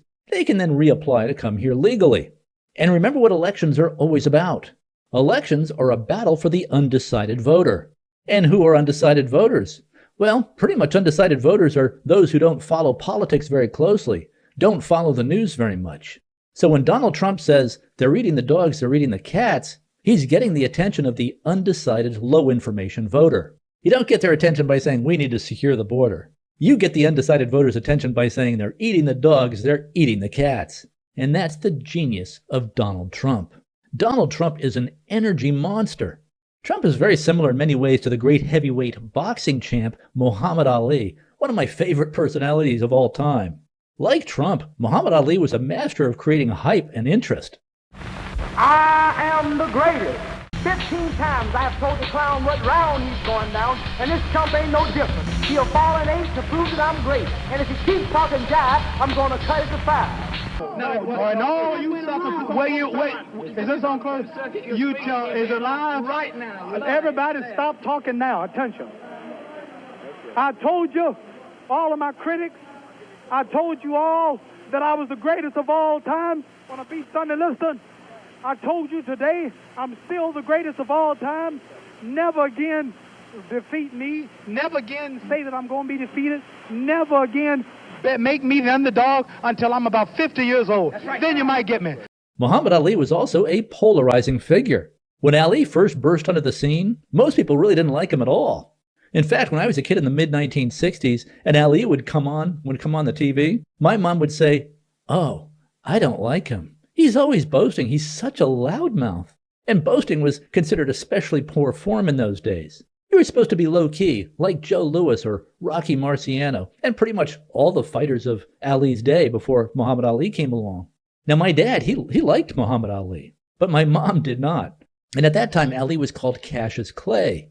But once Ali got older and kind of got a little past his peak, people started to love Ali. The older he got, the more people loved him, and saw that all of his boasting and showmanship was just part of the show. It was just a way for him to sell tickets, generate interest in the fight.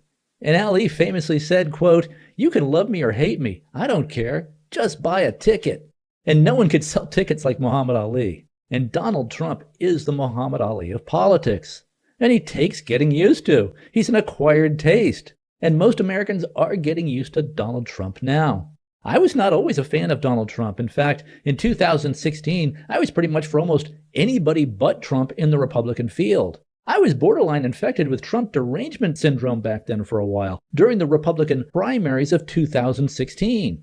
I was more of a Reagan-style conservative. I was a speechwriter for Reagan, also a speechwriter for President George H.W. Bush, also other well-known Republican politicians of that era. I saw Ronald Reagan as the gold standard for what a successful politician should be. Next Tuesday is Election Day.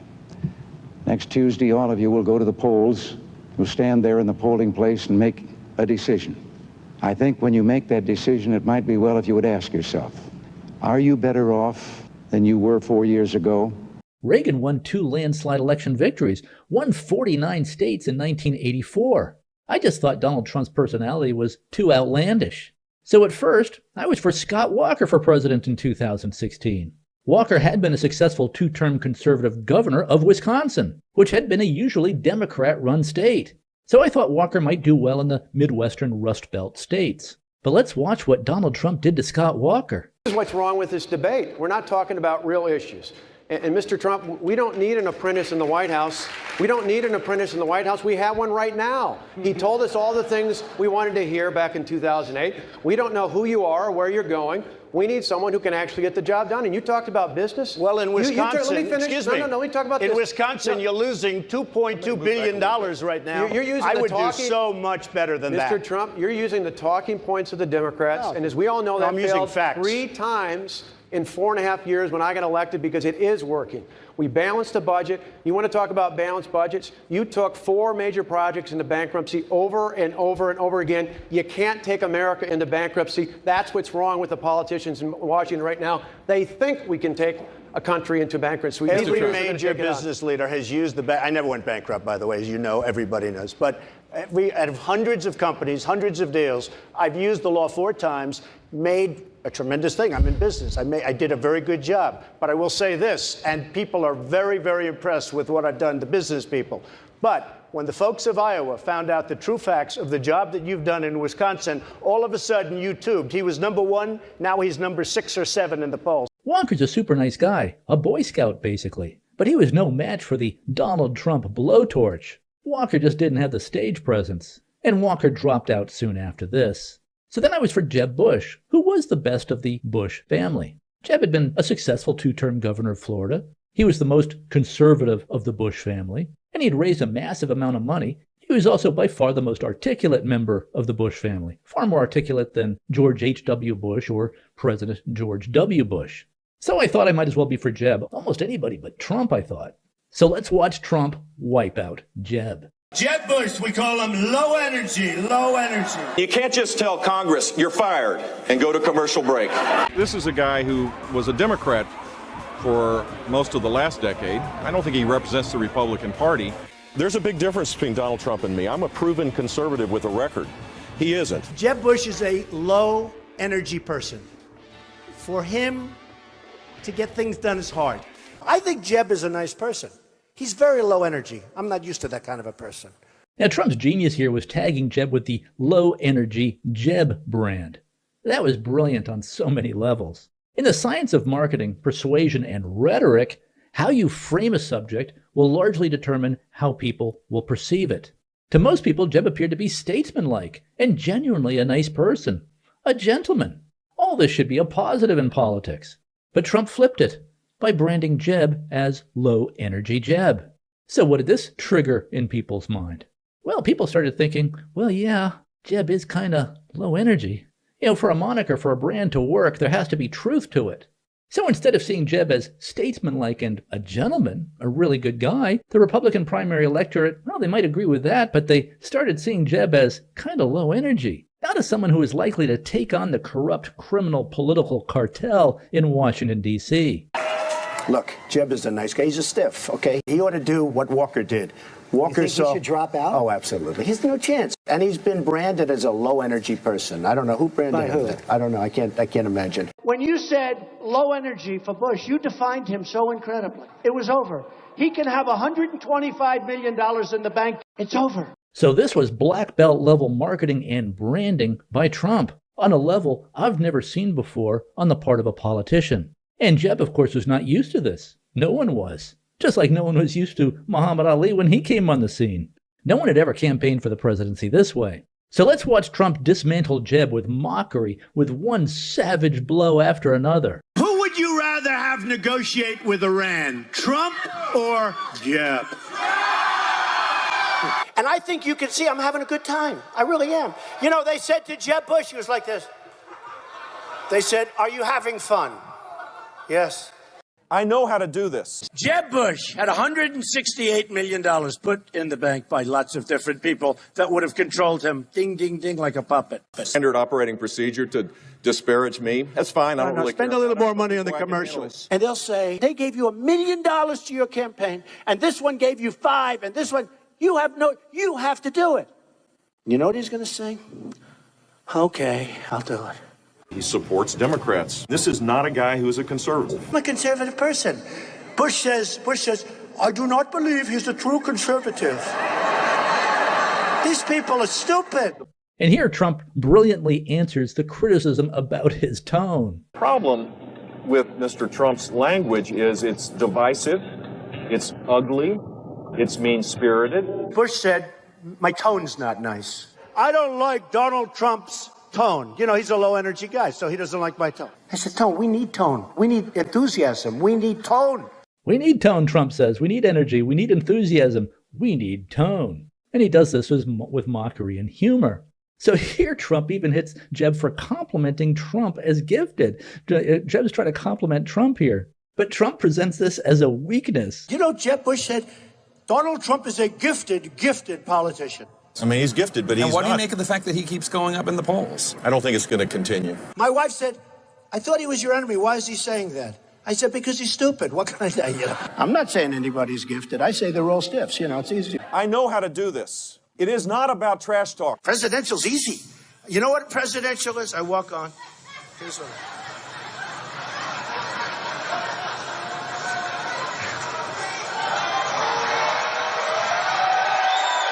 And then poor Jeb tries to get down into the gutter with Trump. Trump.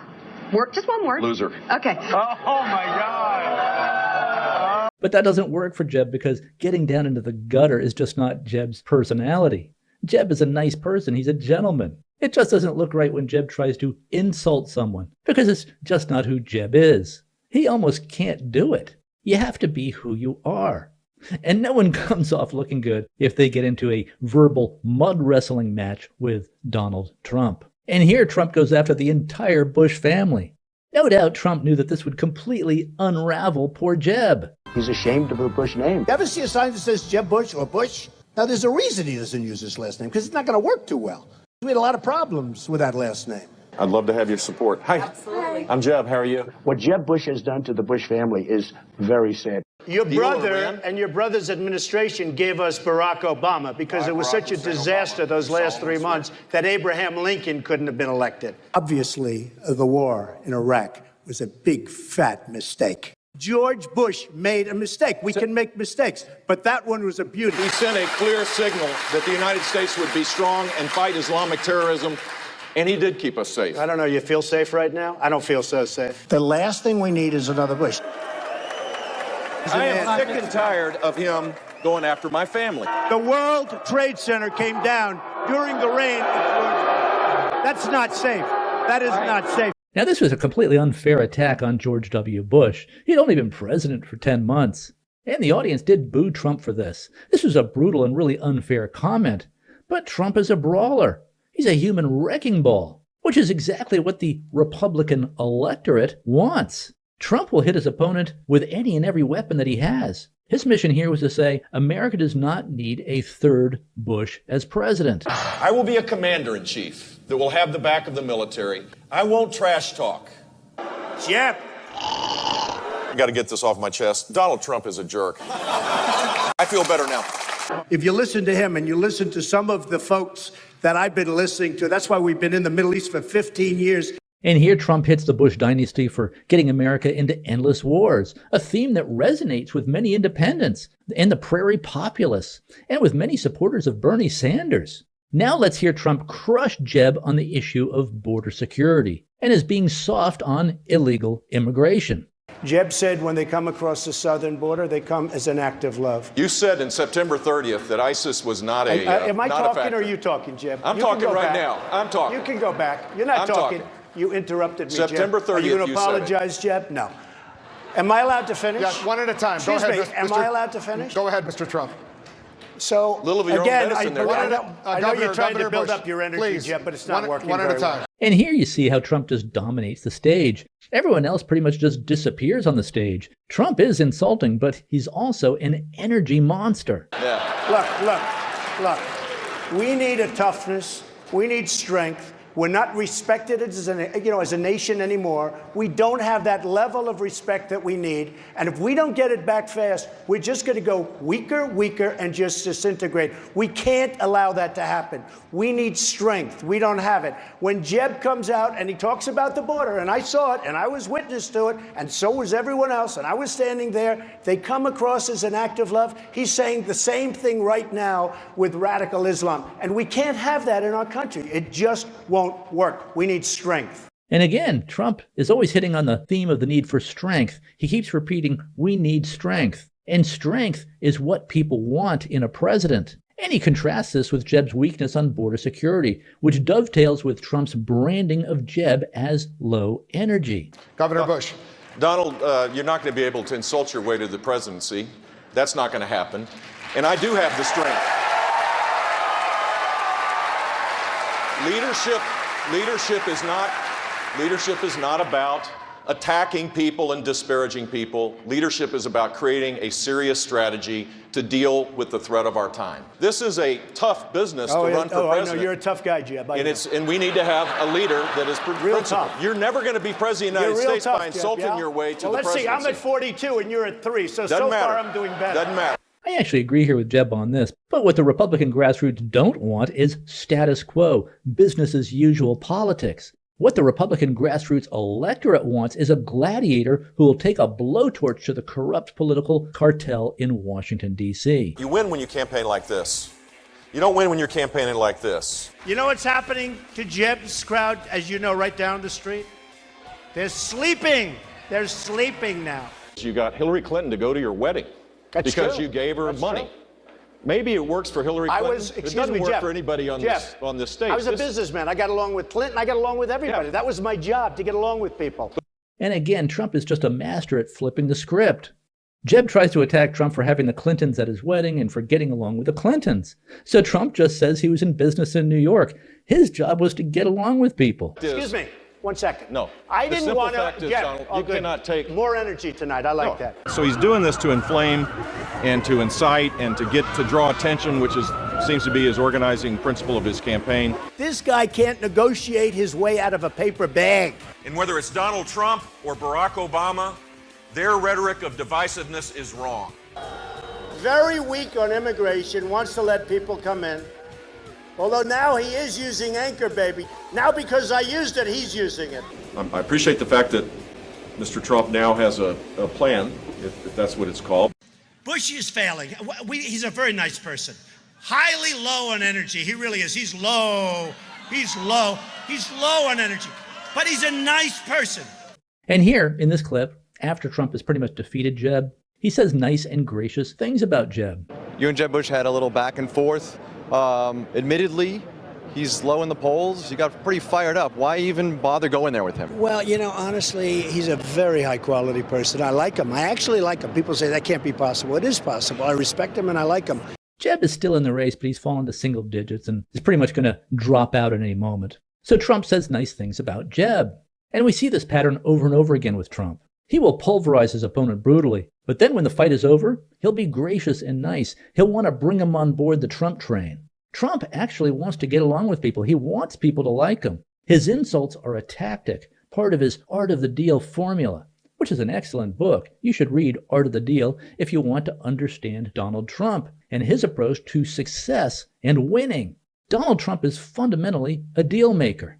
And he uses the carrot and the stick to get what he wants. He uses honey and vinegar. If you're on Trump's team, he'll love you.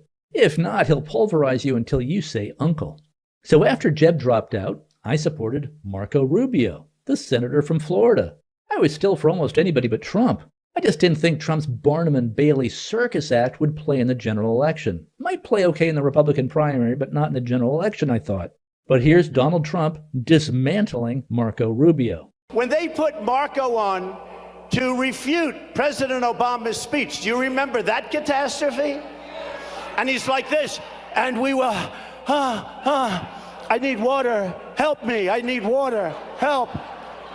And this is on live television. This total joke artist.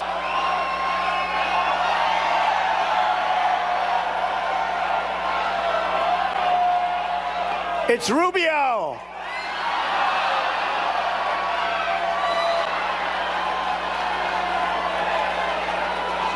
That's what it.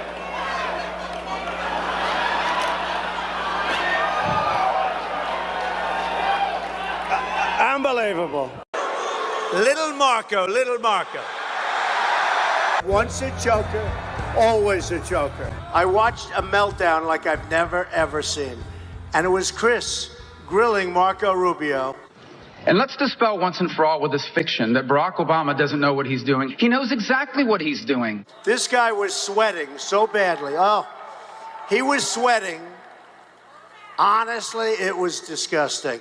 But I would add this. Let's dispel with this fiction that Barack Obama doesn't know what he's doing. He knows exactly what he's doing. And then it went a third time, a fourth time, and a fifth time. And I was ready to grab him because I thought he was going down. This notion that Barack Obama doesn't know what he's doing is just not true. There it is. He knows exactly there it is, what he's the memorized 25-second speech. And that was one of the epic meltdowns. He didn't know where he was. I thought he was gonna die. Good going, Chris. Anyone who believes that Barack Obama isn't doing what he's doing on purpose doesn't understand what we're dealing with here. He's a joke artist. He chokes. And I was standing right next to him. I look over, I say, "Are you okay?" I mean, it looked like he just came out of a swimming pool. He was soaking wet. Marco is not a negotiator. I watched him melt down, and I'll tell you, it was one of the saddest things I've ever seen. When you're a joker, you're always a joker. We can't have that. We can't take any chances in this country. Trump branded Rubio with the Little Marco moniker. And then Trump just obliterated Rubio in Rubio's home state of Florida by 18 points. At that point, the last man standing in the Republican field was Ted Cruz. I didn't think Ted Cruz would do well in the Rust Belt in the general election. Plus, it was clear by that point that Donald Trump was going to win the Republican nomination pretty easily, even though he had never run for public office before. I still wasn't sold on Trump as having any kind of chance in the general election. I thought his personality was just too outrageous and polarizing. But he was wiping out the Republican field without any trouble. Shocking to me was how easily Trump was winning, wasn't breaking a sweat, and was spending hardly any money. As an advertising and marketing professional myself, I thought I'd better study Trump further to get an understanding of how Trump was just mopping the floor of these top-level, very seasoned politicians. So I went back and I rewatched the Republican primary debates. And one of the moments that really stood out was Trump's exchange with Megyn Kelly in the Fox News debate. This was the first Republican primary debate in June of 2015. And you can certainly tell by Megyn's question here that she was no fan of Donald Trump. She basically had my view of Donald Trump. And Megyn was expecting to take Trump out of the race with this question. I'm sure she was for Jeb Bush or Marco Rubio at this point, as was I. You've called women you don't like fat pigs, dogs, slobs, and disgusting animals. Your Twitter account... Only Rosie O'Donnell. No, it wasn't. And this answer by Trump just demonstrates his black belt marketing skills on so many levels. I didn't appreciate this at the time that I watched the debate live. I was just so biased against Trump when I first saw the debate, and I didn't pick up on the brilliance of his answer.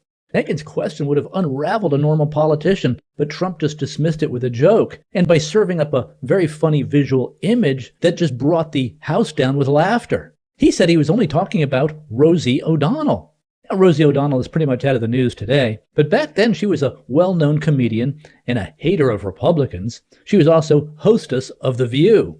In fact, let's just flash back to Rosie O'Donnell's decades-long feud with Donald Trump. So Donald Trump is in the news again because because his show The Apprentice is starting again in January. He held a big press conference to see if he was going to allow Miss USA, such a prestigious title, to regain and retain. Miss America is the prestige. Miss USA is a different thing. Representing America in a bathing suit. Yes, it's apparently. This young girl, Tara Connor, how old is she? 21. She went out and she was partying. She's from Kentucky. She's so cute. She went to New York and she was hanging out at all the parties, doing what Paris and Lindsay do, you know, dancing and whatever. And so he held a press conference to announce whether or not she was going to retain her crown. Yeah. And then she started to cry. She did. So I just want to thank Donald is giving me a second chance. It was brilliant. And there he is, hair looping, going, everyone deserves a second chance.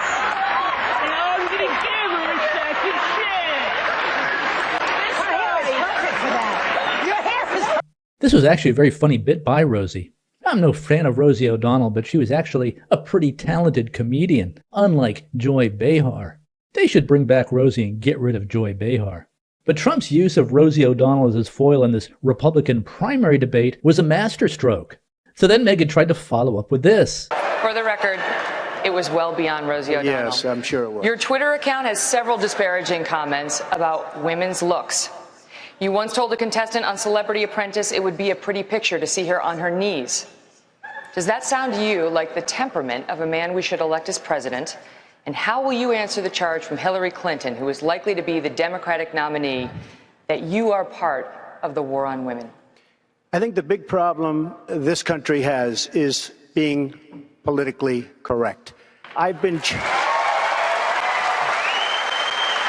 challenged by so many people, and I don't frankly have time for total political correctness. And to be honest with you, this country doesn't have time either. This country is in big trouble. We don't win anymore. We lose to China. We lose to Mexico, both in trade and at the border. We lose to everybody. And frankly, what I say, and oftentimes it's fun, it's kidding, we have a good time, what I say is what I say. And honestly, Megyn, if you don't like it, I'm sorry. I've been very nice to you, although I could probably maybe not be based on the way you have treated me, but I wouldn't do that. But you know what? We need strength, we need energy, we need quickness, and we need brain in this country to turn it around. That I can tell you right now. By this time, the audience was just thinking about that Rosie O'Donnell line and still chuckling from that. And Trump then just ignored Megyn's follow-up and moved on to themes that he wanted to talk about. As a master marketer and brander, Trump knows that the specific and the visual are always exponentially more powerful than the abstract. It's Rosie O'Donnell we're talking about, not women in general. Megyn was talking about women in general, which is abstract, so not nearly as strong as the image of Rosie O'Donnell in people's minds. Now let's watch Trump dismantle Ted Cruz, who was the last man standing in the 2016 primaries. And this is some of the funniest material in this video. Donald Trump's moniker or brand for Ted Cruz was Lion Ted. Not lying Ted, lion with an apostrophe. And the backstory on this was that Ted Cruz, or the Cruz campaign, got caught in some lies and some sleazy activity. They were the source of a rumor that Dr. Ben Carson was dropping out of the primary contest before the Iowa caucuses. And Ben Carson was doing very well in the polls at this point. And Ben Carson was not dropping out. So this was a lie put out there by the Cruz campaign to bring down Ben Carson's poll numbers. The Cruz campaign had also sent out some mailings that a lot of people thought were dishonest. So Trump branded Cruz as Lion Ted. He is an amazing entertainer, but his policies for most of his life... Thank you very much. I appreciate it. For most of his life, his policies have been very, very liberal. For most of his life, he has described himself as very pro-choice and as a supporter of partial birth abortion. Matter of principle, and I'll tell you... You are the single biggest liar. You are the single biggest liar.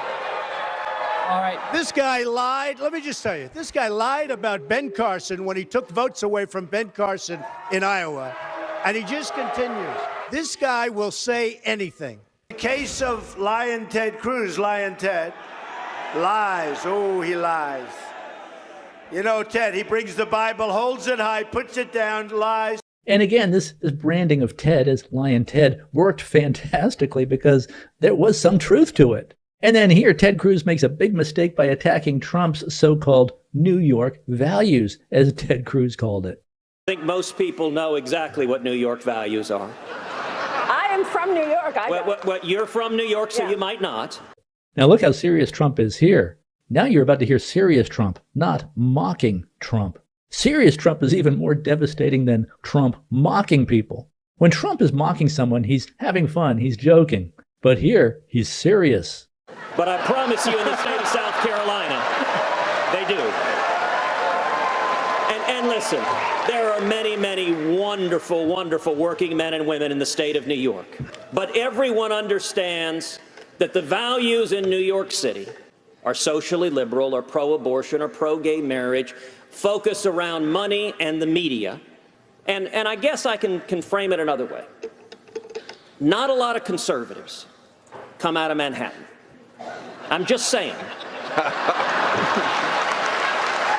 Conservatives actually do come out of Manhattan, including William F. Buckley and others, just so you understand. New York is a great place. It's got great people. It's got loving people, wonderful people. When the World Trade Center came down, I saw something that no place on earth could have handled more beautifully, more humanely than New York. You had two 110-story buildings come crashing down. I saw them come down. And we saw more death, and even the smell of death. Nobody understood it. And it was with us for months, the smell, the air. And we rebuilt downtown Manhattan. And everybody in the world watched, and everybody in the world loved New York and loved New Yorkers. And I have to tell you, that was a very insulting statement that Ted made. So that was an absolutely devastating response by Trump. And it was a really dumb tactic by Cruz to attack New York values, whatever those are. Let's look at some more back and forth between Trump and Cruz, because it's very funny. He is choking like a dog because he's losing so badly. We have to put him away tomorrow. This man is a pathological liar, a narcissist at a level I don't think this country's ever seen. So will you support him as the nominee? I'm going to beat him for the nomination. That's not He answering is the not. question, Senator. I am answering the question. Donald Trump will not be the nominee. He's leading right now. You Donald just looked Trump in that will camera not and be said the he's nominee. a coward. Will you support him as the nominee? Donald Trump will not be the nominee. He's lying, Ted. And, that's his name.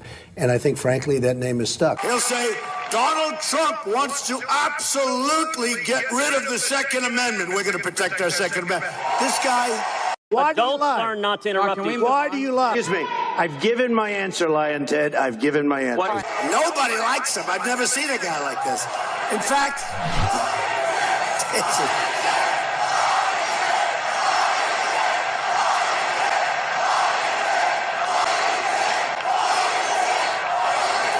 Have we branded this guy or what? This is the power of branding. Remember, for a brand to stick, there has to be a strong element of truth in it.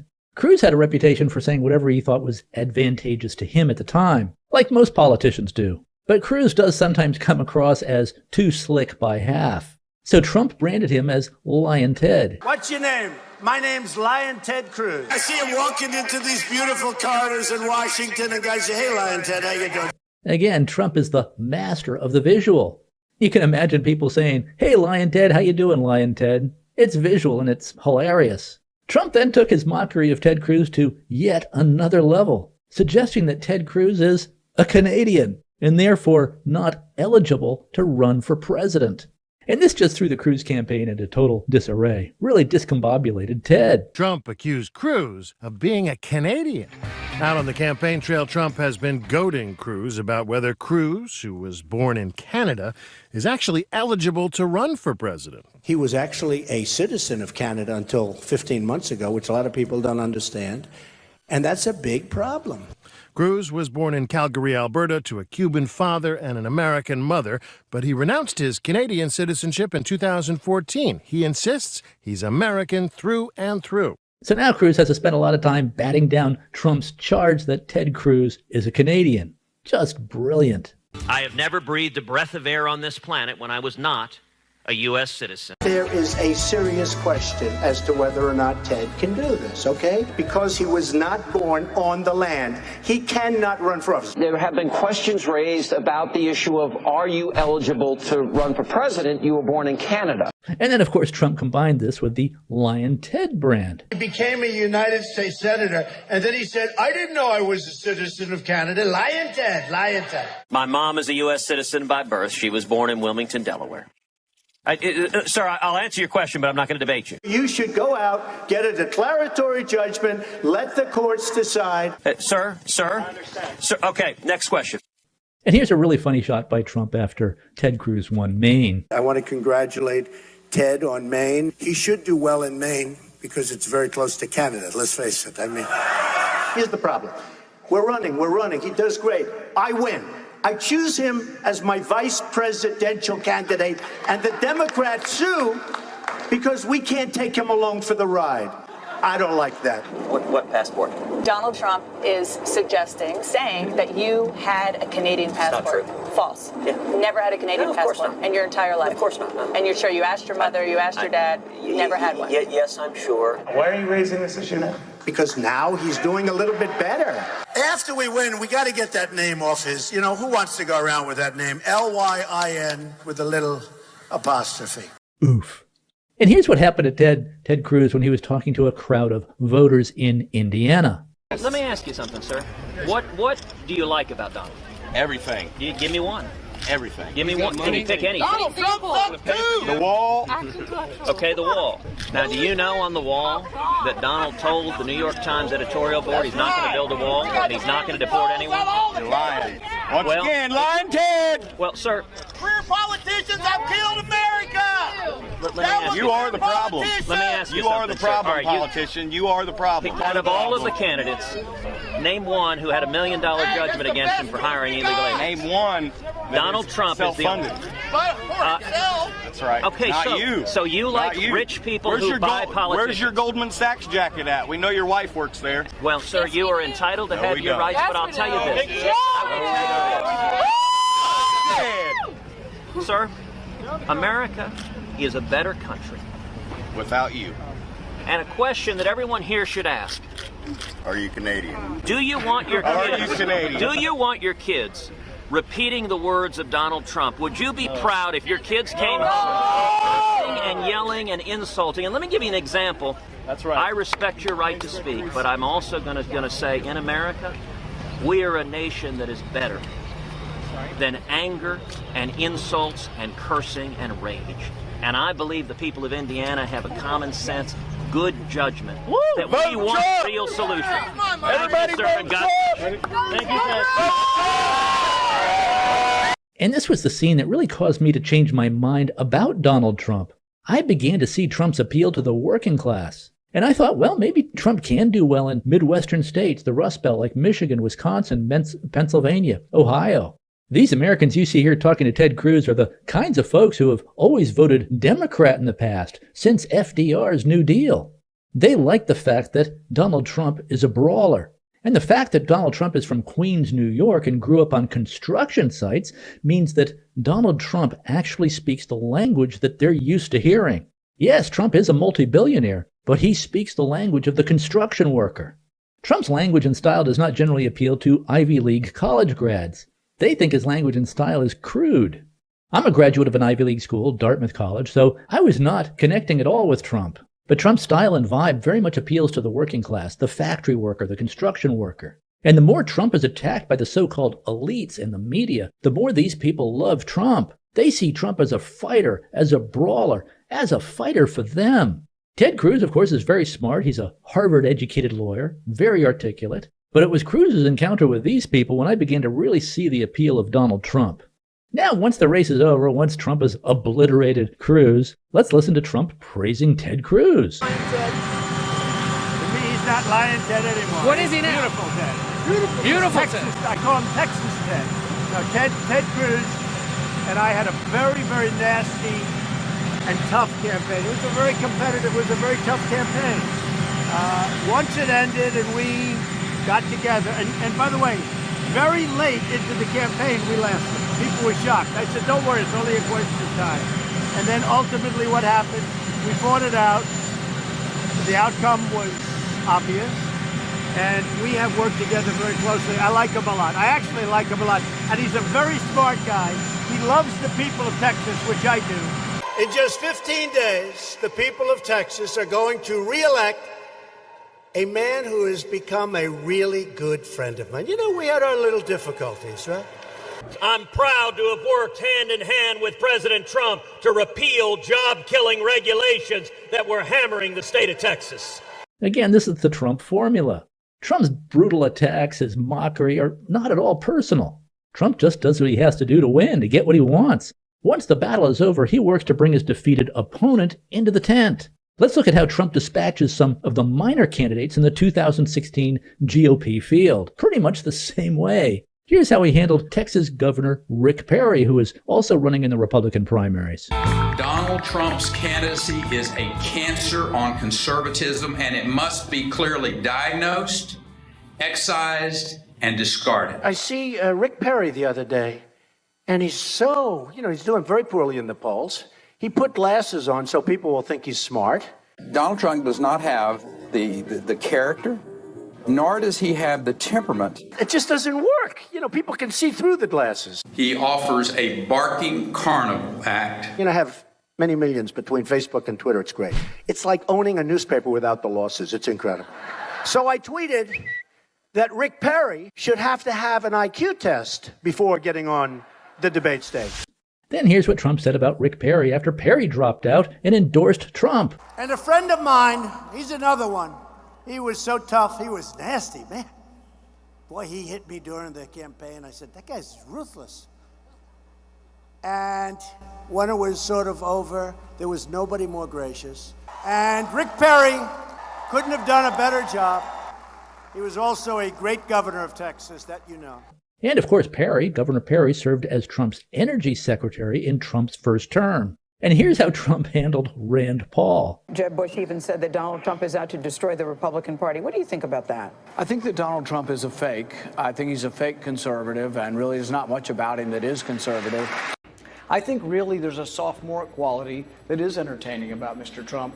But I am worried. I'm very concerned about having him in charge of the nuclear weapons, because I think his response, his visceral response to attack people on their appearance, short, tall, fat, ugly.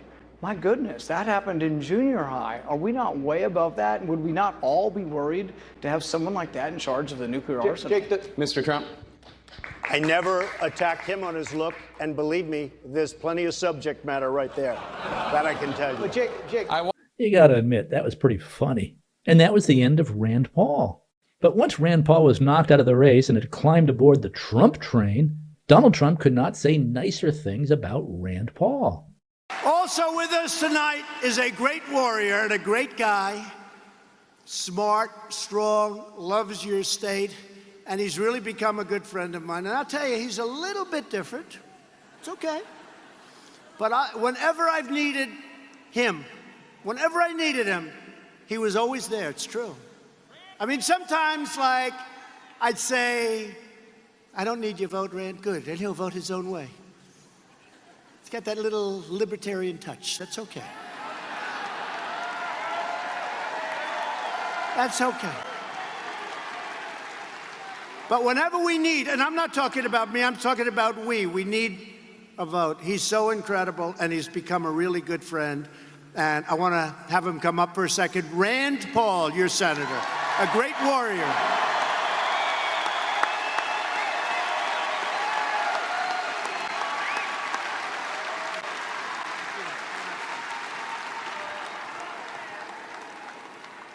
President Trump has great courage. He faces down the fake media every day.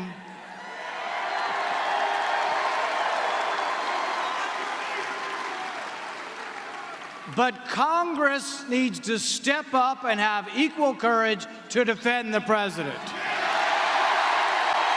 And that's the Trump formula. Turn the blowtorch on the opponent until there's nothing left but smoldering cinders.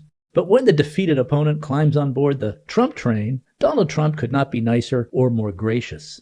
And this is a big part of how Donald Trump gets what he wants. And we saw this in his first term and how he handled the dictator of North Korea, Kim Jong-un.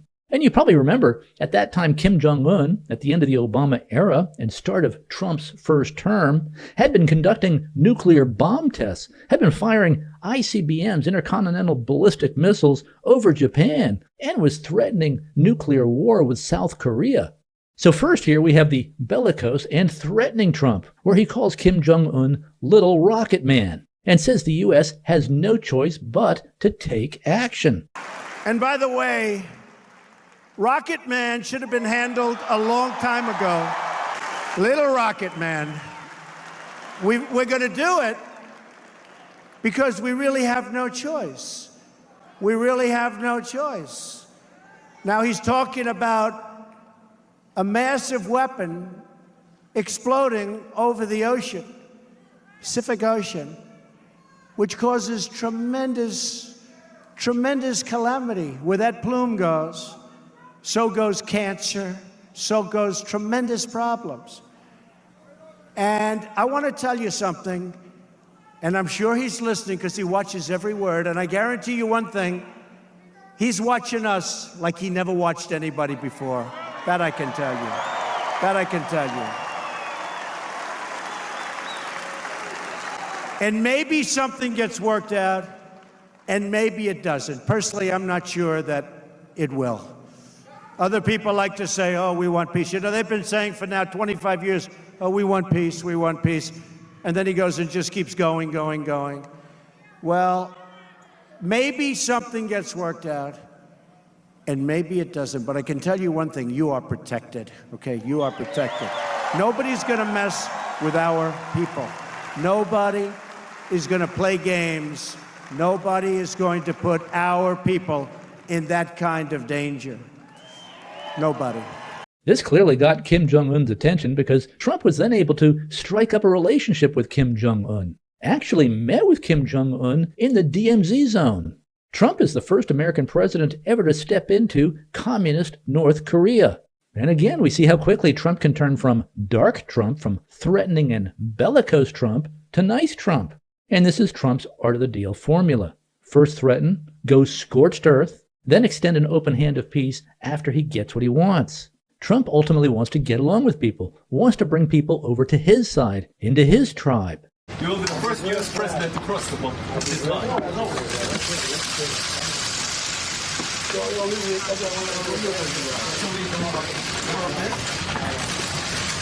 And Kim Jong-un walking toward one another, then that handshake, both looking serious before smiling just moments later. The first time ever a sitting U.S. president would meet with the leader of North Korea. First sitting down one-on-one before meeting with a larger group, and then walking together. The president saying after the first meeting, the two already had an excellent relationship.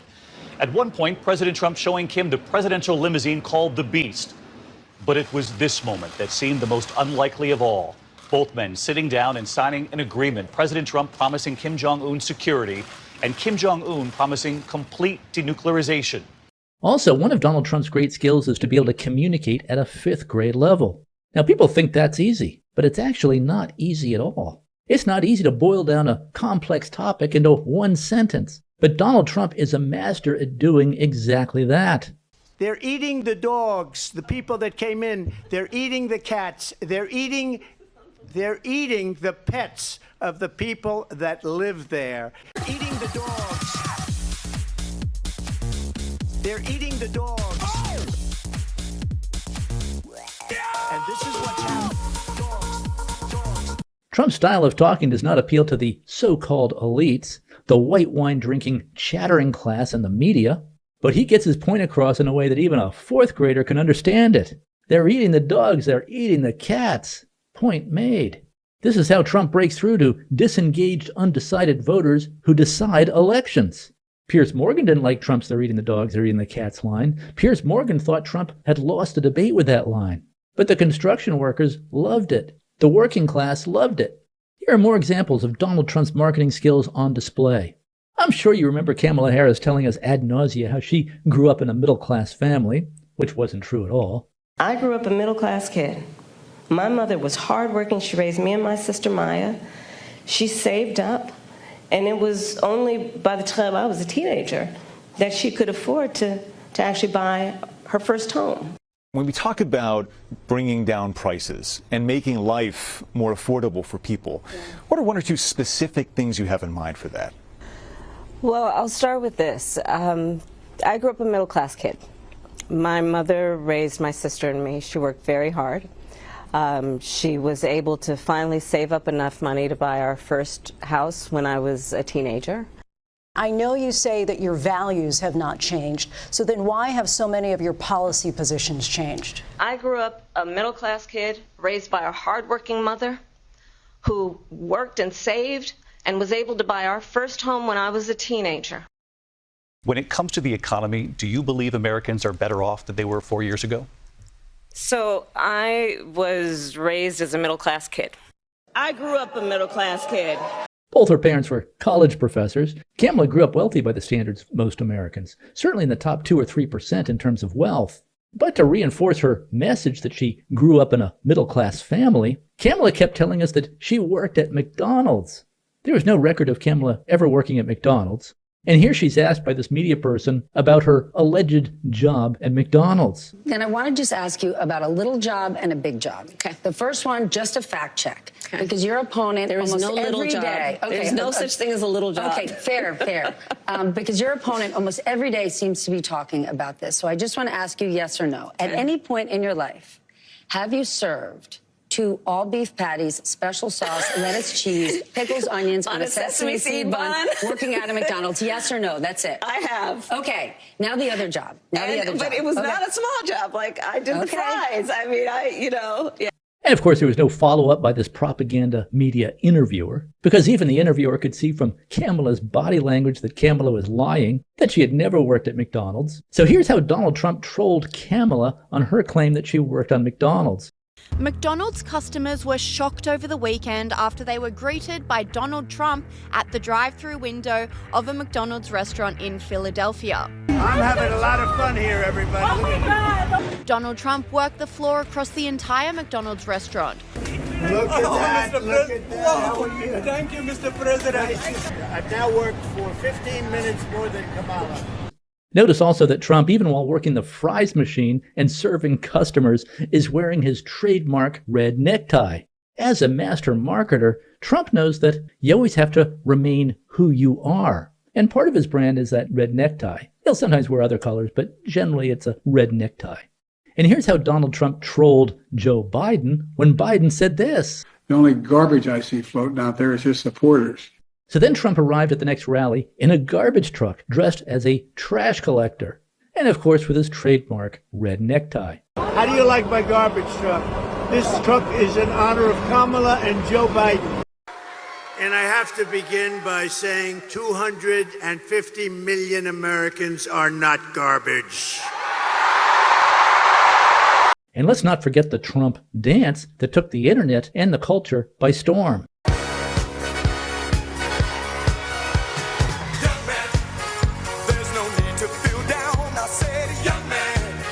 Trump's iconic dance moves are sweeping the internet and winning him a lot of fans across the globe.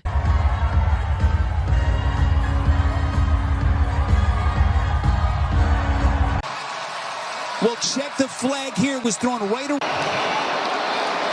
Smith! Zadarius Smith with a sack. The woke NFL considered banning Trump dance celebrations by the players, but decided against it because the Trump dance had just become too popular in the NFL. And it seems like everyone wants to hop on the bandwagon, with the moves going viral across all corners of the internet. Young people are some of Trump's biggest fans.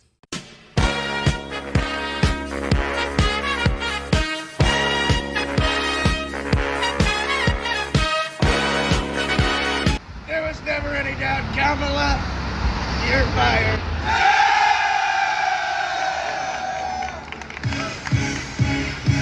Young man, there's no need to feel down. I said, young man. And he even used Kamala's Beyonce endorsement to his advantage. Joe Biden is asleep. Kamala is at a dance party with Beyonce. Beyonce. Beyonce. Beyonce. Dance party with Beyonce. Dance party with Beyonce. Dance party with Beyonce. Joe Biden is asleep. Kamala is at a dance party with Beyonce. Beyonce. Beyonce. Beyonce. Dance party with Beyonce. Is at a dance party with Beyonce. Beyonce. Beyonce. Beyonce. Dance party with Beyonce.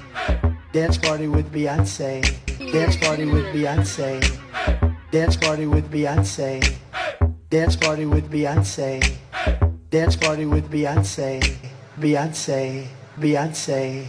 Beyonce. Dance party with Beyonce. With Beyonce. Dance party with Beyonce. Dance party with Beyonce. Dance party with Beyonce. Trump is the only president in America's history to become a true cultural icon. And it's a big part of the reason why he just drives the wokesters insane. God will live forever. When people are occupied, resistance is justified. Trump was the anti-establishment candidate. Trump was who you voted for if you want to stick it to the man. And here's 78-year-old Donald Trump connecting with young people. He would go on their podcasts. Here he is on Aiden Ross' podcast, who is a very popular 24-year-old kick streamer. Mr. President, I do want to say, first of all, you took a bullet for everyone in this room, everyone watching, everyone. The reaction that you gave, no other president is going to do that. They're going to either remain, where they are. You are a brave man. You stood up and went like this. And that was a pretty badass picture, by the way. Well,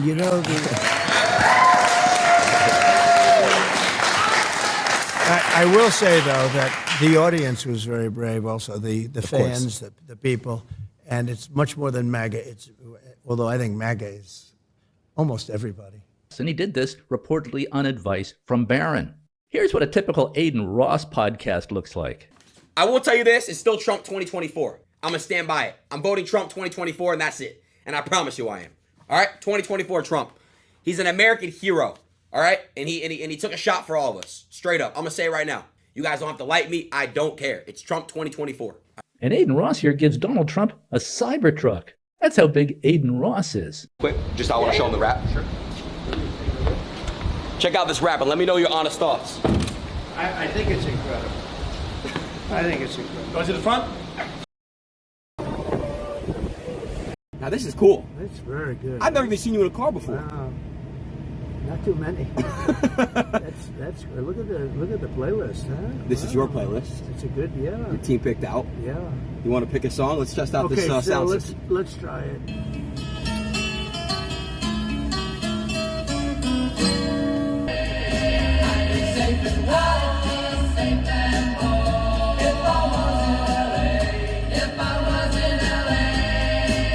And here Donald Trump is with the Nelk Boys on their podcast. This podcast got 8 million views on YouTube alone. You hit the Billboard charts. You hit the top of the charts. Did a version of a very important song, and it was done by the J6 prisoners who have been treated horribly. When you see the way Antifa got treated and so many others that did such destruction and caused death, and these people were treated horribly, and they asked would I do a voiceover. I did basically a voiceover of the song. And it went to #1 on Billboard, on iTunes. But as you know, it went to it's Donald J. Trump and the J6 Choir. That's amazing. Wow. That's January 6th. And it shows you where the country is. But this song stayed there. And then interestingly, it was taken down by a group because they wanted to try and kill it because they hated that it was #1. And they said, we accidentally made a mistake in taking it down, and we'll be putting it up. And they put it up a couple of days, and it went back to #1 again. They tried to kill it by creating a little separation. No, it was a great honor to do it with them, and it was a great honor to see it hit #1. I didn't expect that. Are you going to be coming out with any follow-up songs, or? Well, we'll do something. We have a lot of things planned, but we're going to have an exciting campaign. We have rallies planned all over the country, and they're going to be massive rallies. I don't know, you guys We'd love to come. We'd love to come. We'll have you at the rallies. We'll be there. You guys may be able to do bigger rallies than me, but I'm not sure about that. No, definitely not. We'll get there one day. You could do big rallies. We'll get there one day. Give us you're going to 20 be years or there. something. You'll be there. No, I'm impressed. I'm impressed by what you've done. By going on these podcasts, Trump reached millions of young people, many of whom are not political. Trump would just sit there and casually talk with these guys, just have a conversation with them and their audiences of millions of people. And here's Trump with the Nelk Boys on Air Force One. And making a point to talk to young people, well, that did yield results. A new poll by CBS and YouGov says that Donald Trump has the support of 57% of young Americans under age 30. Another great Trump skill and trademark is he doesn't need a teleprompter. The speeches he delivers at rallies are pretty much just ad-lib, stream of consciousness conversations with his audience. And because of his stream of consciousness style, you always know you're seeing the real Donald Trump. You're seeing and hearing exactly what he really thinks. You're not hearing some prepackaged set of talking points created by political consultants. And of course, Trump famously did this 3-hour conversation with Joe Rogan where they talked about everything. Did you just float out the idea of getting rid of income taxes and replacing it with tariffs? Well, okay. Were you serious about that? Yeah, sure. But why not? Because ready? Our country was the richest relatively in the 1880s and 1890s. A president who was assassinated named McKinley. He was the tariff king. We will not allow the enemy to come in and take our jobs and take our factories and take our workers unless they pay a big price. And the big price is tariffs. And he'd speak like that, but he was right. And then around in the early 1900s, they switched over stupidly to, frankly, an income tax. They talked about everything. From mixed martial arts fighting, the 2 assassination attempts on Trump, Trump's career, Trump's life growing up, his family, Trump's TV show, The Apprentice, and what Trump will do for the country if elected. This interview got 51 million views on YouTube alone. And then Joe Rogan ended up endorsing Donald Trump for president. Rogan had said he was not going to endorse Trump, said he didn't want to do anything to help Trump. Joe Rogan had been a supporter of Bernie Sanders. But Trump won him over. And maybe my favorite part of the election was how Trump energized the Amish community in Pennsylvania and parts of Michigan. This is a community that rarely votes. Very few Amish were even registered to vote. They're committed to living the simple life without technology. They prefer not to get involved in politics. They want to live by God's ways, not so much by the world's ways. But the problem is you might not be interested in politics, but the left is very interested in you. You might want to just be left alone, like the Amish, but the left will not leave you alone. So Amish churches in Pennsylvania and Michigan were being shut down during COVID. The Amish didn't like that. The Amish were also not happy that the Biden-Harris regime and Democrat-run governments in Pennsylvania and Michigan were raiding and confiscating Amish farm products for not having the proper FDA approval. It's been alleged that an angered Amish community won Pennsylvania for Trump. Reports have suggested that earlier in the year, government agents raided a local Amish farm over unpasteurized milk, enraging the Amish community, leading the nearly 100,000-strong community into registering to vote. Experts have said that the movement could have won Trump tens of thousands of new votes in the crucial swing state. So because this is all under teaser, all of this will have to be tossed. They've counted every single last one of these, so we cannot save or use any of them.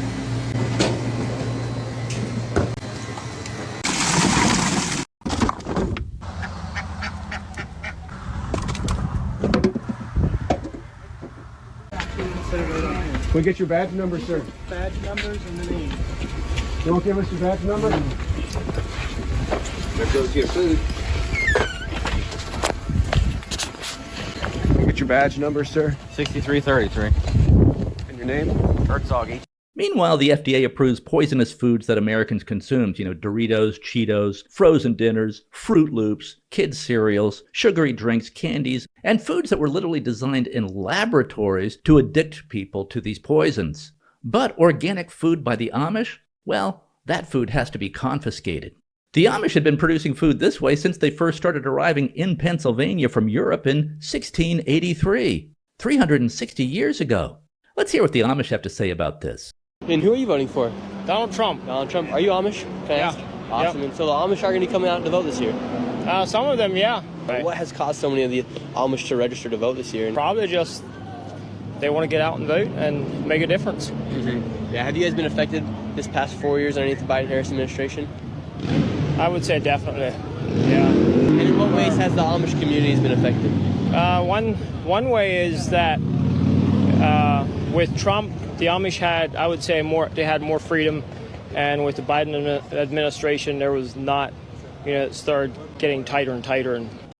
They just want to be left alone and to do what they do well. They're farmers. They've been farming the same way for a long time. Had anyone ever gotten the Amish out to vote before? Not in significant numbers. But the Democrats did make a mistake because there was government overreach and with some of the Amish farmers. Yes. There's no such thing as like organic farming or not organic. They're farmers. They've been farming the same way for a long time, you know. And there was some government overreach that shut down some Amish farmers, which really, made them pretty upset. You just need to be able to channel the fact that they're upset and like, well, there's a thing you can do about it, which is called voting, and we're happy to transport you to. They're allowed to ride in vans as long as they're not driving the van. So we're just making sure we bring them to the polls and they vote how they want to vote, which is going to be like 99.9%. Actually, call it 100. Call it 100 at least. Call it 100. He said, these are raw milk producers. Quit saying that we can't gather in our own churches because of COVID restrictions. And of course, the economy, the inflation and the high cost of housing, that affects every single one of us. Now, all this is starting to show up in the voting booth. The Amish in Pennsylvania, they're registering and they're voting in huge numbers now. And every single one of them is voting for Donald J. Trump. It used to be super hard to get the Amish to sign up to vote, but it's a lot easier now with the way the country's been going. What are the values that the Conservative Party has, Trump has, that the Amish community identifies with? Well, we're pro-life. I can say we're pro-freedom. To be over-regulated is just nuts. I mean, you go back in the history of George Washington and through the different presidencies and the Bill of Rights, all those were based on freedom. They weren't based on over-regulation. The politicians didn't make a career out of it. It was almost a disservice to be a politician. Today we are a politician because we make wealth off of it. This Amish fellow is actually pretty sophisticated, follows politics closely, but most are not very political. Democrats gave them no choice but to become political. Trump didn't keep a dollar when he was president. How about all these other politicians? How about they go 4 years without taking a dollar? Our values, conservative values, and the Amish values line up very close. We don't agree on everything, but we agree on most things. The liberal values are absolutely crazy. Seriously, anybody is deciding if they want to vote for a Democrat or Republican, I got a simple question for you. Which is better, California or Florida? New York or Texas? Like, seriously, if you don't know who you should vote for, think about the policy. Think about the states that are run by Democrats. Think about the states that are run by Republicans. Very simple choice. You guys are a fan of Donald Trump, huh? Yes, we are. So why is that? Because he's a business person and we are too. Like, what are some other things that you feel that you agree with him on? We need a better border. We need less regulations. We need less rules. How do you feel about Donald Trump? Why do you support him? Because he has good policies. Mm-hmm. What kind of policies do you think that you like about him? He pushes more common sense and rules and stuff need to be, or some of the rules need to be taken away. It's too much rules. There was one thing about the Kamala Harris that you don't like the most. What would it be? She pushes for abortion. That's one thing we don't believe in. Trump had the ability to reach and mobilize many communities who had either never voted Republican before or who rarely vote. He did the Trump dance. He did the Trump dance. What do you think of the sound system? You like the sound system? Now let's try the Beach Boys. Beach Boys? Let's do it. This is another good one.